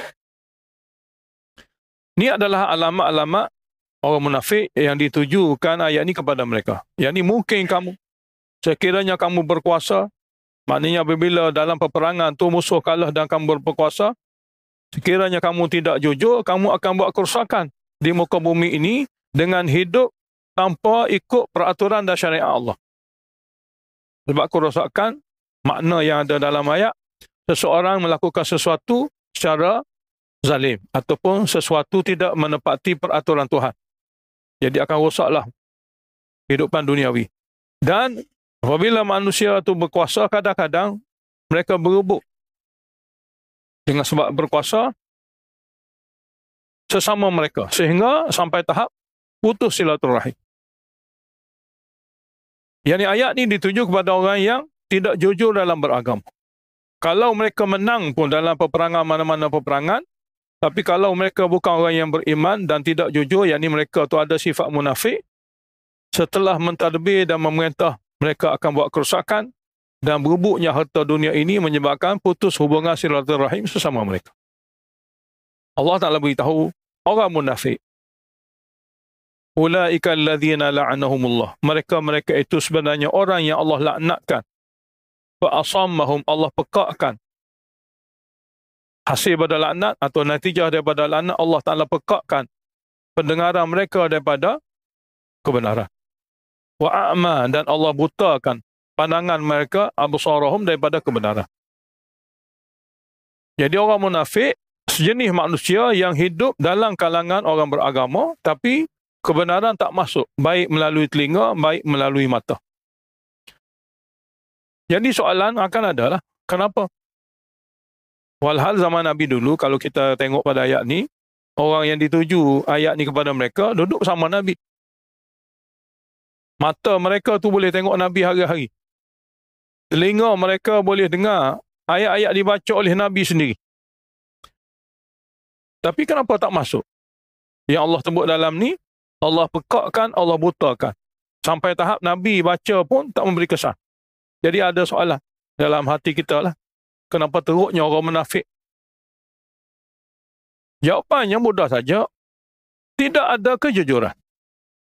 Dia agama ni berasas kepada kejujuran. Tidak kerana nak Allah dan Rasul. Nak yang lain. Jadi nak Allah dan Rasul ataupun iradah tu untuk dapat redha Allah dan dapat ikut Rasul, itu iradah yang suci. Tapi mereka ni bergaul dengan Nabi iradah yang keji dalam hati mereka. Jadi sebagai balasan orang duduk bersama Nabi dengan iradah yang tak baik, Allah Ta'ala kunci hati. Setimpal dengan keadaan dia mempermain-mainkan agama yang suci itu.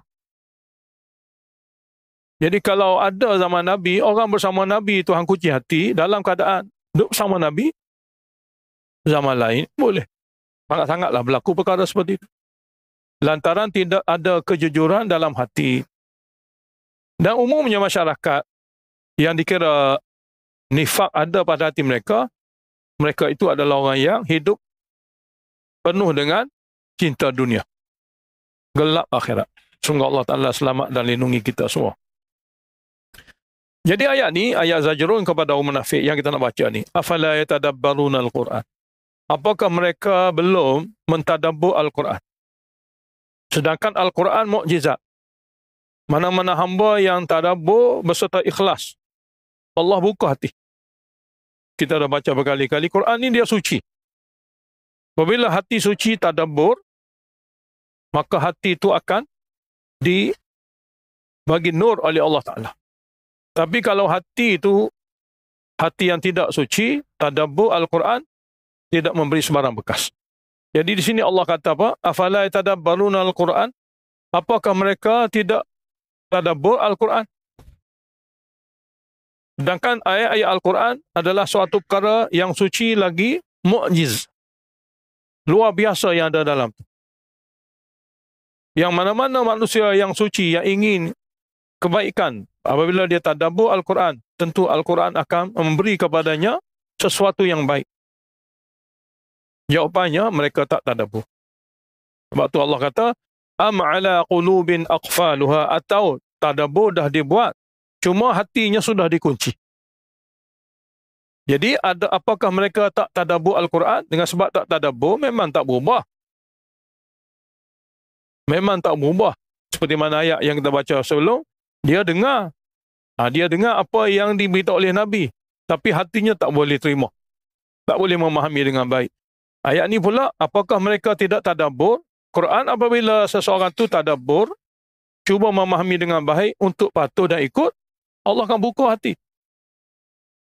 Memang mereka tak tadabbur.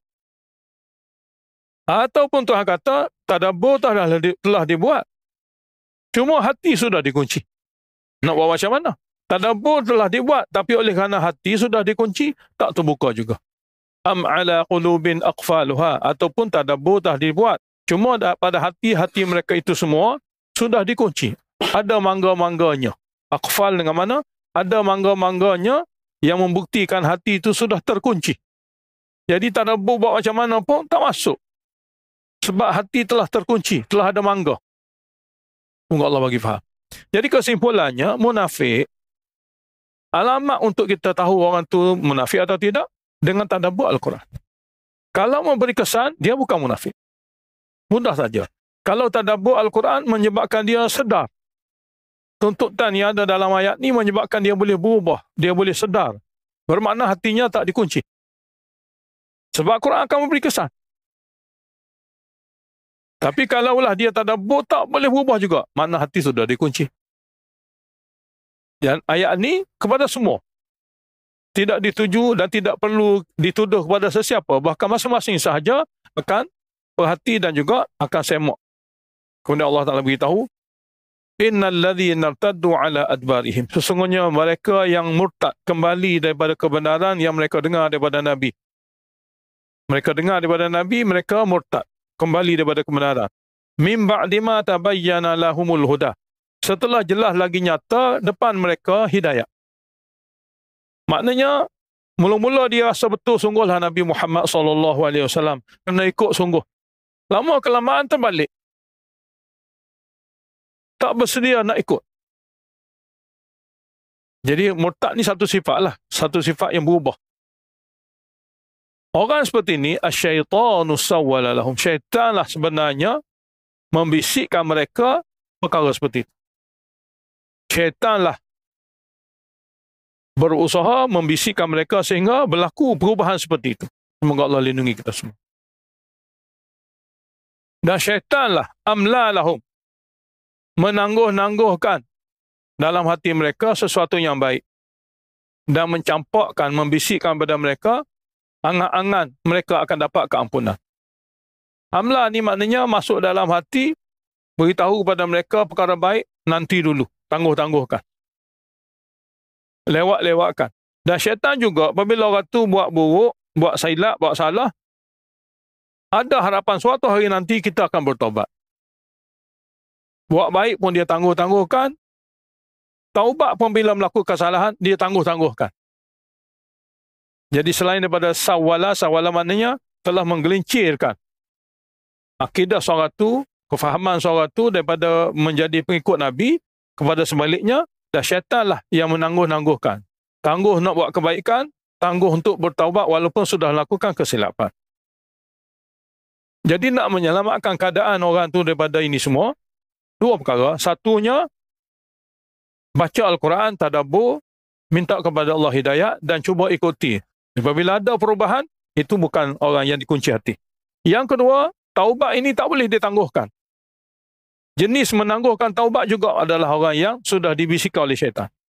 Begitu juga kebaikan juga tak boleh ditangguhkan. Dua-dua perkara tak boleh ditangguhkan. Taubat setelah melakukan kesilapan, tak boleh ditangguhkan. Kebaikan yang Allah Ta'ala zahirkan kepadanya, juga tak boleh ditangguhkan. Semua perkara itu perlu disegerakan. Jadi bersegera alamat mukmin, menangguh-nangguhkan alamat munafik. Dia begini, sifat menangguh-nangguhkan ni masing-masing tahu. Cuma Allah Ta'ala bagi peluang, lagi dan lagi, sehingga tidak lagi beri peluang. Ya Allah boleh tahu. Apa pun tak tahu. Zalika, yang demikian murtad mereka itu, yang demikian tak memberi kesan apa-apa pun daripada tadabbur Al-Quran, puncanya ialah bi'annahum qalu, dengan sebab mereka berkata. Bi'annahum qalu, dengan sebab mereka berkata, siapa ni? Lilladzina karihu ma nazzalallah, kepada orang-orang yang sangat membenci wahyu yang Allah turunkan. Dia munafik, dia ada dua kategori. Satu, munafik yang boleh bekerja sama dengan orang Islam, yang boleh duduk bersama-sama. Satu lagi, munafik yang teruk, yang memang tak bersedia mari dan membenci apa-apa wahyu yang diturunkan. Dan golongan munafik teruk ni biasanya mereka-mereka yang ada kepentingan untuk jadi ketua atau untuk memiliki kuasa seperti mana apa yang berlaku zaman Nabi. Munafik yang teruk itu adalah seperti Abdullah bin Ubay, yang berkeinginan sungguh untuk dimahkotakan sebagai ketua Madinah sebelum kedatangan Nabi. Tapi apabila Nabi kita SAW sampai saja ke Madinah, disambut oleh sebahagian orang Madinah, lalu orang Madinah berubah. Orang Madinah boleh berdamai dengan cara yang sangat luar biasa. Dan orang lupa. Abdullah bin Ubay ni yang akan diangkat sebagai ketua tu, orang lupa kerana kedatangan Nabi. Jadi perkara ni dia tengok. Orang lain tak rasa mana, sebab orang lain tidak nak benar seperti itu. Jadi Abdullah bin Ubay, oleh kerana dia nak sebagai jadi ketua, jadi dia rasa tersinggung sangat. Lalu dia sangat membenci apa-apa ajaran yang ada dalam Islam. Hati halusnya sangat membenci. Cuma terpaksa duduk bersama Nabi dan zahirkan dia ni sebagai pengikut Nabi. Dalam hati tidak begitu. Jadi orang yang munafik bukan jenis seperti ini. Orang munafik bukan jenis seperti ini, maknanya tidaklah teruk seperti ini. Anggap Abdullah bin Ubay ini penasihat. Anggap Abdullah bin Ubay ini penasihat. Jadi dia ada dua perkara. Satunya, dia datang majlis Nabi, dia dengar. Dan biasalah majlis Nabi baca wahyu, dan wahyu ni bertembung teruk dengan nafsu. Kemudian dia pergi jumpa dengan Abdullah bin Ubay, yang pada zahirnya macam orang beriman juga. Tapi Abdullah bin Ubay ni dengki dengan Nabi kerana berebut kedudukan. Orang munafik tengah-tengah ni, sekali dia dengar daripada Nabi, sekali dia pergi kepada ketua munafik itu yang dia pun tak tahu. Jadi apabila dia pergi kepada orang yang sangat benci kepada Nabi, sangat benci kepada Islam, di sini Allah Ta'ala hukum. Jadi Allah Ta'ala hukum dengan kunci hati mereka. Jadi ayat ni kata, zalika, jadi demikian kedegilan berlaku sehingga tadabbur Al-Quran pun tidak memberi sebarang bekas, sehingga syaitan diberi kuasa untuk merasuk mereka itu hidup dengan keadaan menangguh-nangguhkan taubat, menangguh-nangguhkan amalan baik, bi'annahum qalu, dengan sebab mereka ini, munafik bawahan ni, berkata, lilladzina karihu, kepada munafik atasan, kepada bos munafik, yang juga zahirnya macam Islam. Lilladzina karihu, kepada ketua-ketua munafik yang membenci kerana dengki. Sini muqaddar, karihu hasadan. Dia membenci wahyu yang diturunkan oleh Allah pada Nabi kerana dengki. Dia kata apa? Sanuti'ukum fi ba'dil amri. Kami semua akan ikut apa-apa nasihatmu dalam setengah-setengah perkara. Maknanya, apa-apa nasihat kamu setengah-setengah kami akan ikut. Dan setengah-setengah pula yang lain aku akan ikut Muhammad. Kami kena buat begitu dah. Maknanya setengah-setengah kami kena ikut Muhammad. Tapi setengah-setengah kami akan ikut kamu. Kononnya dengan cara ni, seolah-olahnya dia akan mendamaikan. Dia hidup dalam satu keadaan, kedua-dua ketua ni akan suka kepadanya. Allah Ta'ala beritahu, Wallahu ya'lamu israrahum. Walhal Allah Ta'ala mengetahui rahsia dalam hati mereka. Makna tidak penuh setia mereka itu beriman kepada Nabi SAW. Apa makna tidak penuh setia? Nak dengar setengah-setengah sahaja daripada Nabi. Setengah-setengah nak dengar daripada Allah bin Ubay. Jadi kalau begitu keadaan seseorang, dia bukan orang beriman. Sebab syarat beriman, 100% seseorang itu kena terima apa yang disampaikan oleh Nabi, tak boleh pilih-pilih. Pilih-pilih ini bermakna tidak beriman. Makna di sudut kepercayaan. Jadi israr sini maknanya perkara dalaman. Jadi soal dalaman, Allah lebih tahu. Akhirnya mereka munafik ini akan dimatikan oleh para malaikat dan akan dikebumikan di kubur baqi'. Makna kubur tu biasalah tempat orang Islam. Tapi hakikat sebenarnya Allah yang tahu. Yakni ayat ni ayat takhfif duniawi.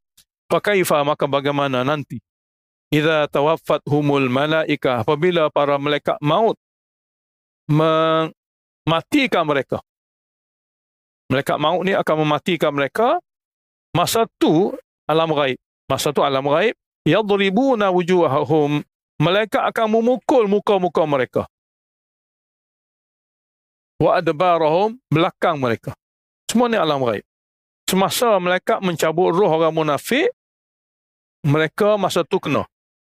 Iaitu malaikat akan pukul muka dan pukul belakang mereka. Orang hidup tak nampak. Sebab dia alam ghaib. Maknanya masa itulah sengsara mula dirasai oleh mereka begitu teruk. Semoga Allah lindungi kita semua. Jangan nampak ayat ni dituju kepada orang kafir yang duduk memang menentang Islam. Ayat ni memang kepada orang munafik yang bersama dengan Nabi. Gambaran tentang mereka itu. Zalika, jumlah ni jumlah ta'liliyah. Bi'annahum ittaba'u ma ashatallah. Kerana mereka semasa hayat, semasa hidup itu, mereka mengikuti jalan yang memurkakan Allah.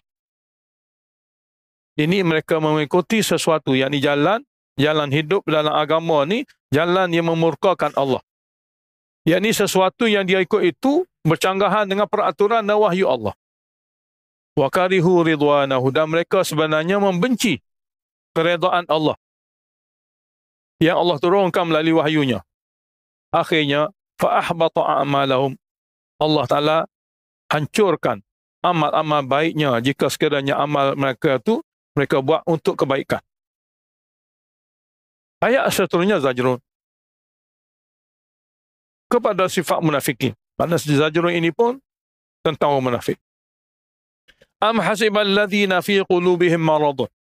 Apakah orang-orang yang dalam hati mereka itu ada penyakit nifak, menyangka allan yukhrijallahu adghanahum, Allah Ta'ala tidak akan keluarkan, tidak akan bongkar adghanahum, sifat dengki, dendam kepada agama ni dalam hati mereka.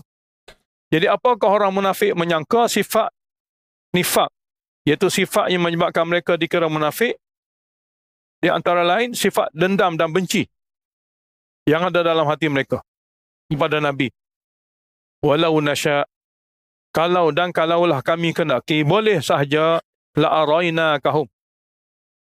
Mana kami boleh perlihatkan kepada kamu, wahai Muhammad, akan orang munafik. Dengan apa? Dengan kami bagi tanda pada mereka. Maknanya muka ni, tanda ni orang munafik. Kalau kami kendaki, boleh sahaja kami memperlihatkan kepada kamu, wahai Muhammad, akan orang munafik ini dengan tanda-tanda tertentu. Tapi Allah tak buat begitu. Kalau kami kendaki, maknanya kalau kami kendaki ni, kami boleh buat pun. Ni orang munafik bersama denganmu, duduk denganmu, tapi dia munafik. Alamatnya dia ada tanda sekian-sekian. Boleh kami buat begitu. Tapi kami tak buat. Makna tanda tak ada. Apabila tanda tidak ada, Nabi tak cam orang munafik. Nabi tak cam. Sebab tanda tak ada. Tidak ada apa-apa. Ulama tulis dalam kitab, orang munafik ini betul-betul payah nak dikesan. Kerana amalan zahir mereka boleh buat belaka. Sedangkan amalan zahir zaman Nabi payah. Contohnya, orang munafik semua datang sembahyang Jumaat. Sebab itulah mana-mana orang yang tak datang, dicurigai takut orang munafik.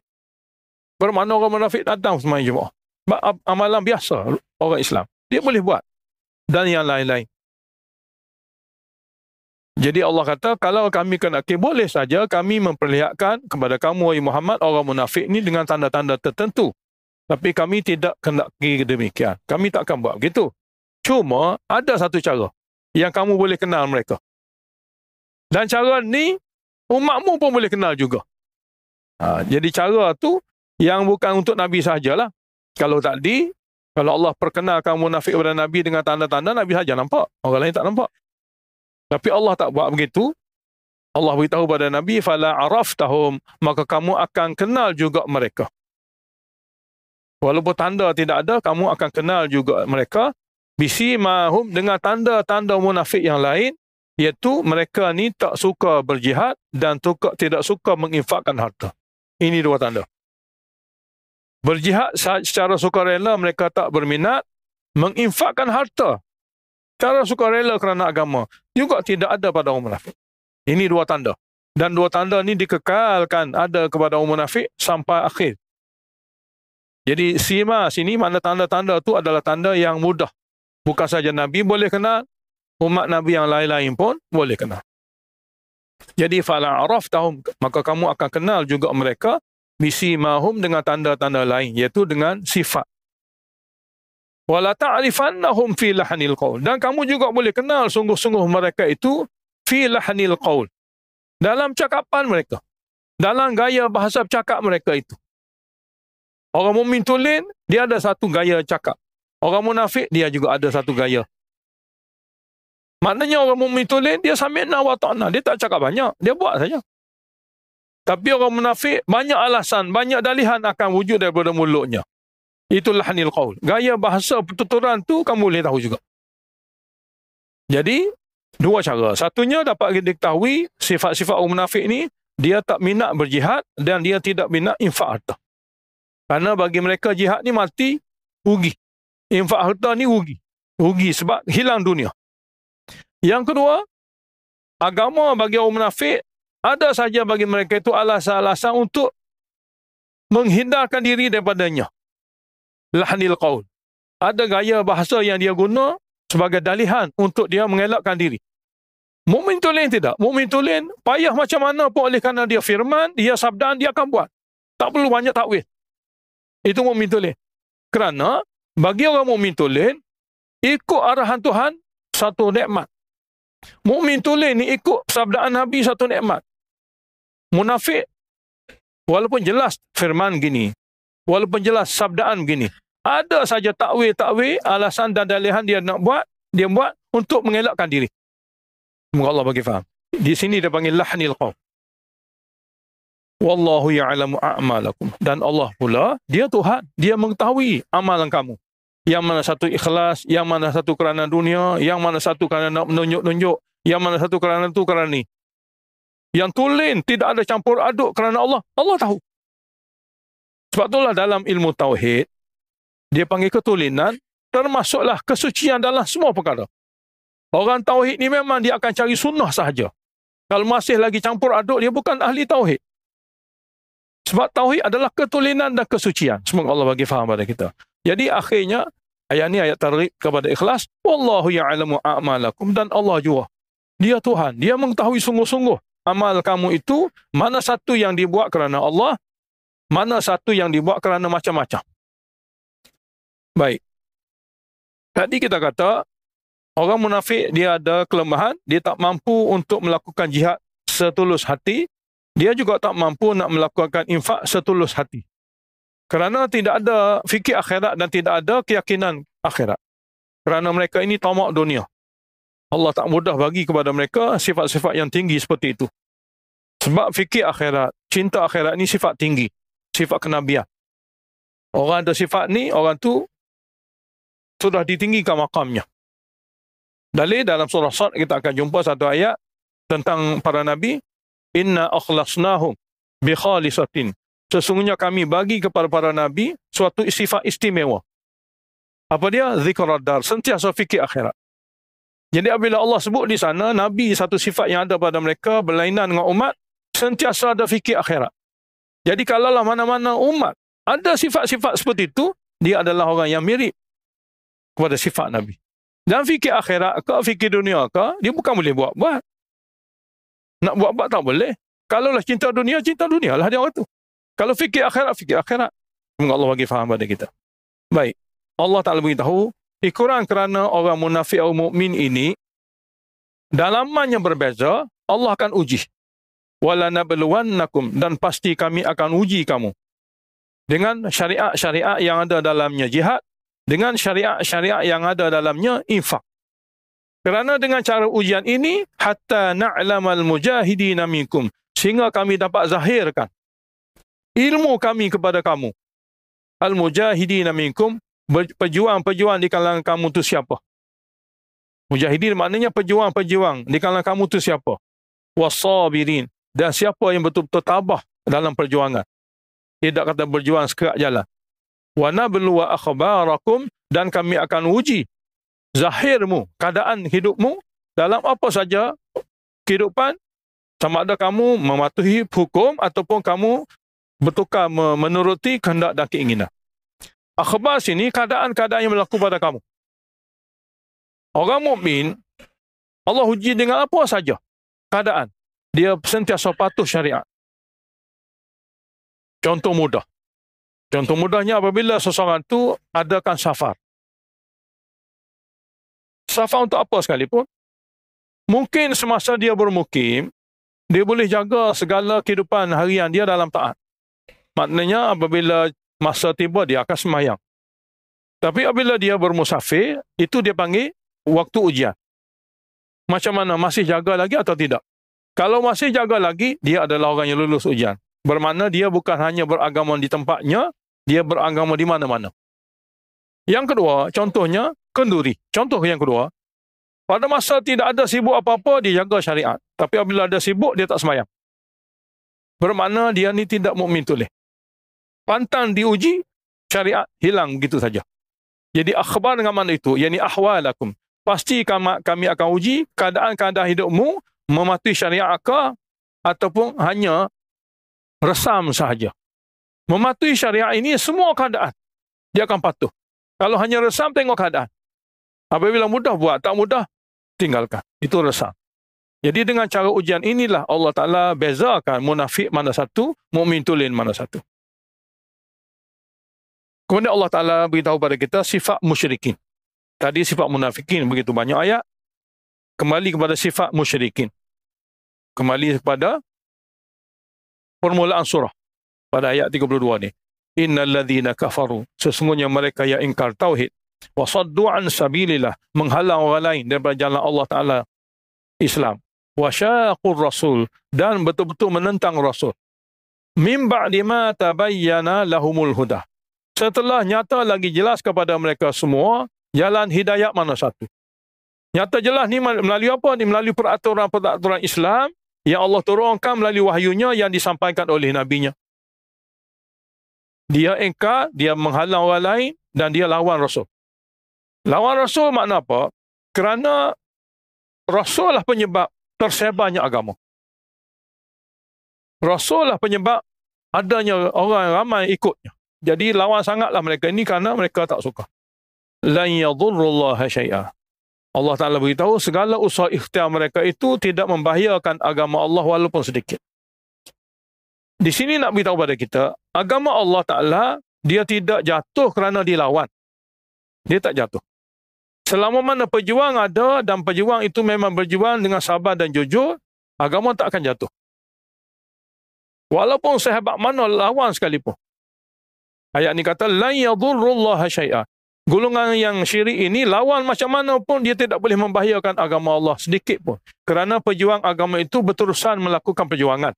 Tapi jatuhnya agama Allah apabila pejuang cuti, bersara. Jadi apabila pejuang agama ni bersara atau cuti, maka agama jatuh. Apabila pejuang tak berusaha, dengan cara tu agama Islam jatuh. Yang ini apabila wafatnya Nabi dan tidak disambung lagi oleh umatnya, maka akan bertukarlah orang Islam tu bertukar kepada cara lain. Inilah kejatuhan sebenar. Jadi agama apabila diperjuangkannya, dia tak akan jatuh dengan sebab lawan. Makin lawan, makin bersemaraklah perjuangan itu. Jatuhnya apabila pejuang ni berhenti. Dia ambil cuti. Ini contoh saja. Ambil cuti, saya tak mahu dah. Maka tu jatuhlah agama. Dulu-dulu, apabila para Nabi wafat, maka pengikut-pengikut mula tidak ingin berjuang dengan jujur. Ataupun mereka mula lemah semangat. Lama-kelamaan, daerah itu asalnya Islam bertukar menjadi daerah kafir balik. Jadi, lan yadhurrullah syai'ah. Mereka yang menentang itu tidak boleh membahayakan agama Allah walaupun sedikit. Wa sayuhbitu a'malahum, dan Allah pasti akan melenyapkan amal-amal baik mereka sekalipun mereka dapat melakukannya. Ya ayyuhalladzina amanu. Ayat ni ayat dituju kepada orang beriman supaya berjuang. Oleh kerana agama akan naik, akan tertegak dengan sebab pejuang itu berjuang, dan agama akan jatuh apabila pejuang itu berhenti. Hilang semangat. Jadi ayat ni kata, ya ayyuhalladzina amanu, wahai orang beriman, ati'ullaha wa ati'ur rasul. Kamu buktikan kamu patut setia kepada Allah. Kamu buktikan kamu patut setia kepada Rasul. Taat ni dia bukan perkataan, dia bukti. Bukan laungan dan slogan. Kita tulis hati Allah, hati Rasul. Kita sebut hati Allah, hati Rasul. Dia bukan begitu. Buktikan kamu taat sungguh kepada Allah. Buktikan kamu taat sungguh kepada Rasul. Wala tubtilu a'malakum. Janganlah kamu batalkan amalan-amalan kamu dengan sebab syiriknya kamu. Ataupun dengan sebab kamu berpatah balik daripada ketauhidan kepada syirik. Semoga Allah lindungi kita. Innal ladzina kafaru wa saddu an sabilillah. Sesungguhnya golongan yang ingkar tauhid, wa saddu an sabilillah, dan menghalang orang lain daripada jalan Allah Islam. Thumma matu, kemudian tak sempat bertaubat, terus mati dengan keadaan sedemikian. Wa hum kuffar, hal keadaan mereka berakidah syirik dan kufur. Falan yaghfirallahu lahum, maka Allah selama-lama tidak akan lagi mengampuni mereka di akhirat nanti. Jadi pintu taubat, pintu keampunan tamat setelah mati. Yakni sewaktu ghargharah. Ghargharah ni semasa nyawa sedang berjalan keluar daripada jasad manusia keluar. Nabi kita SAW bersabda, Allah yataqabbalu taubatal abdi. Allah sentiasa menerima taubat hamba. Ma lam yughargir, selama mana nyawanya tak berjalan keluar untuk dimatikan. Kerana semasa roh sedang dibawa keluar, akan ditayang kepada mereka keadaan akhirat mereka. Apabila mereka melihat keadaan akhirat mereka yang begitu dahsyat, mereka mula bertaubat. Dan taubat pada masa itu sudah ditutup. Semoga Allah lindungi kita semua. Fala tahinu wa tad'u ila salmi. Dalam perjuangan, kita kadang-kadang diuji dengan berbagai-bagai ujian yang kita kadang-kadang lemah semangat. Jadi Allah beritahu, fala tahinu, maka janganlah pula kamu mudah lemah semangat. Wa tad'u ila salmi, lalu kamu ajak orang kafir itu berdamai. Dia berdamai dua keadaan. Satunya berdamai kerana kita lemah semangat. Sedangkan kita ada kemampuan. Tak boleh. Satu lagi, kita memang tidak ada kemampuan. Kita terpaksa berdamai. Yang tu boleh. Jadi berdamai dua keadaan. Satunya, kita tak perlu berdamai sebab kita ada kekuatan. Satu lagi, kita memang sangat lemah. Kita patut berdamai. Sini keadaan yang pertama. Kita ada kemampuan dan tak patut berdamai. Jadi Allah kata, fala tahinu, maka janganlah kamu lemah semangat. Wa tad'u ila salmi, dan kamu mengajak orang kafir berdamai pada saat dan waktu yang tak sepatut. Wa antumul a'lau, sedangkan kamu tertinggi. Kerana Allah Ta'ala sentiasa akan membantu kamu melawan musuhmu. Wallahu ma'akum, Allah sentiasa bersamamu. Nusrah dan bantuannya sentiasa bersamamu. Janji-janjinya untuk bersama denganmu. Walan yatirakum a'malakum. Apapun amal yang kamu buat, Allah Ta'ala tidak akan kurangkan pahala. Maknanya pada masa sebelum kamu diuji, katalah ada di kalangan kamu yang terpaksa menanggung penderitaan sakit, cedera dan sebagainya, sebelum tu pahala-pahalamu diberi dengan kadar biasa. Tapi apabila kamu sudah jatuh sakit, sudah luka, sudah parah, kamu masih lagi berjuang, Allah Ta'ala tak akan kurangkan balasan. Bahkan Allah tambahkan. Makin banyak ujian, makin banyak kesusahan, makin banyaklah pahala-pahala akan diberi. Jadi walan yatirakum a'malakum, dan Allah sekali-kali tidak akan kurangkan kepada kamu balasan amalan kamu.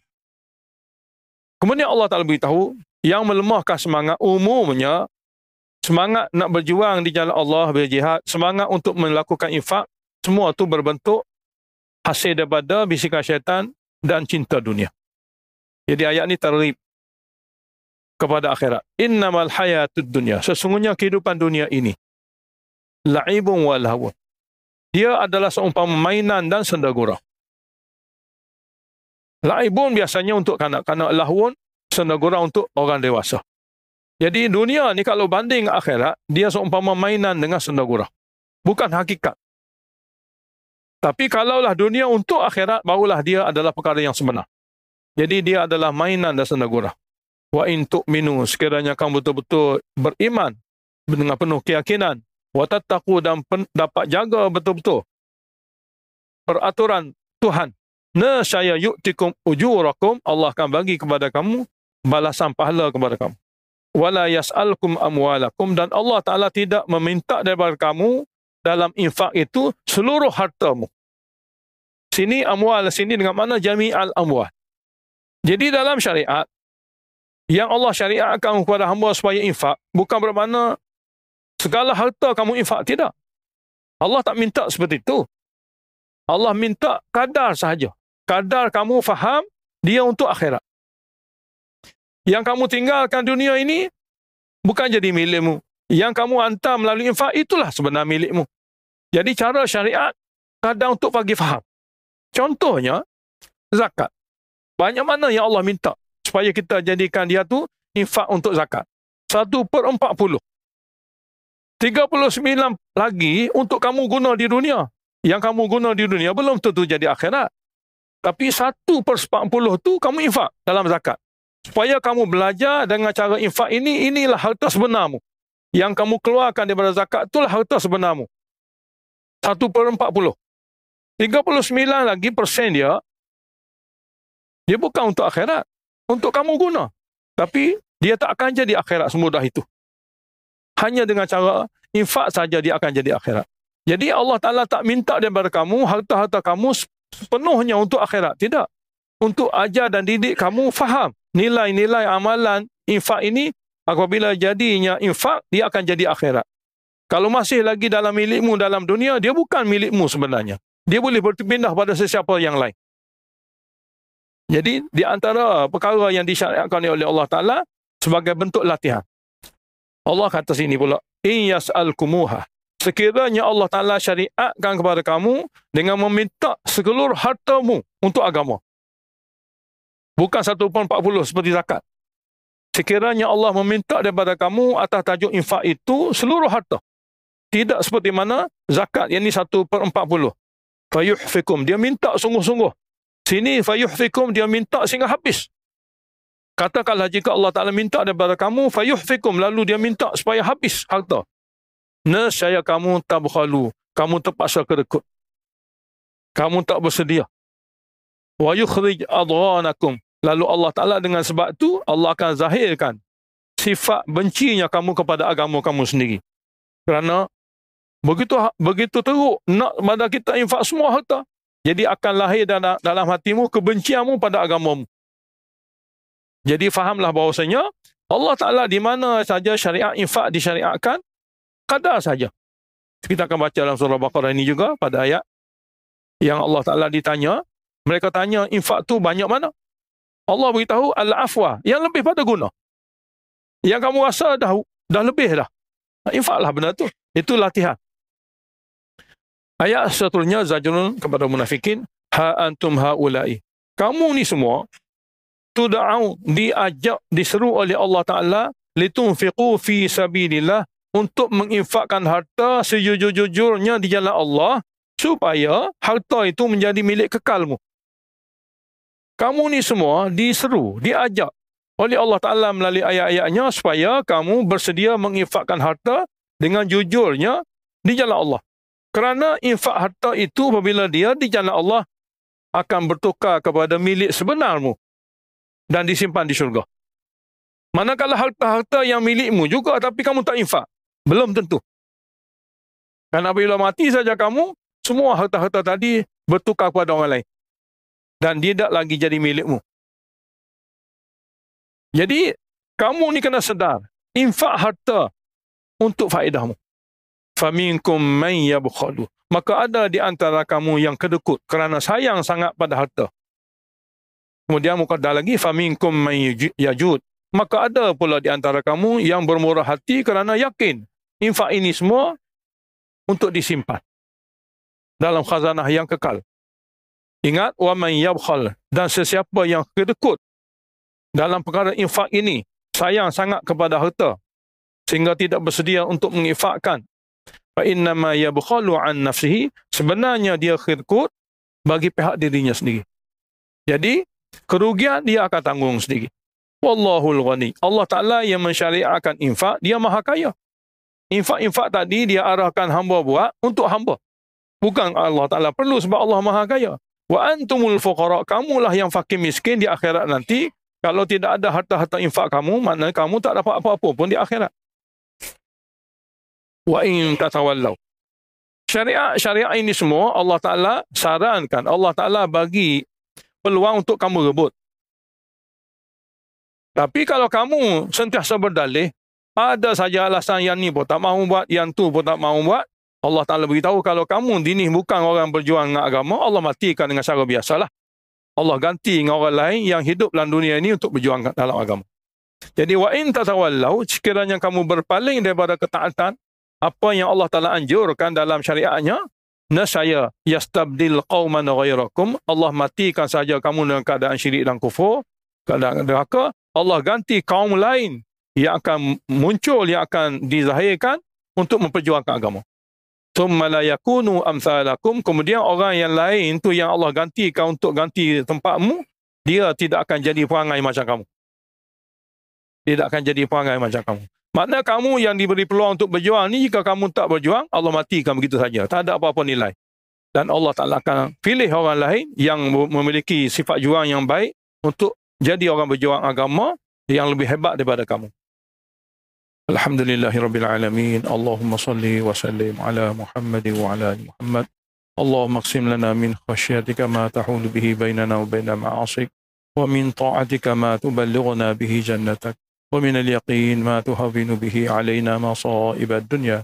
Allahumma matti'na bi asma'ina wa absarina wa quwwatina ma ahyaytana, waj'alhu al-waritha minna, waj'al tha'rana ala man zalamana, wansurna ala man 'adana. ولا تجعل مصيبتنا في ديننا، ولا تجعل الدنيا أكبر همنا ولا مبلغ علمنا، ولا تسلط علينا من لا يرحمنا. وصلى الله على محمد وعلى آله وصحبه وسلم.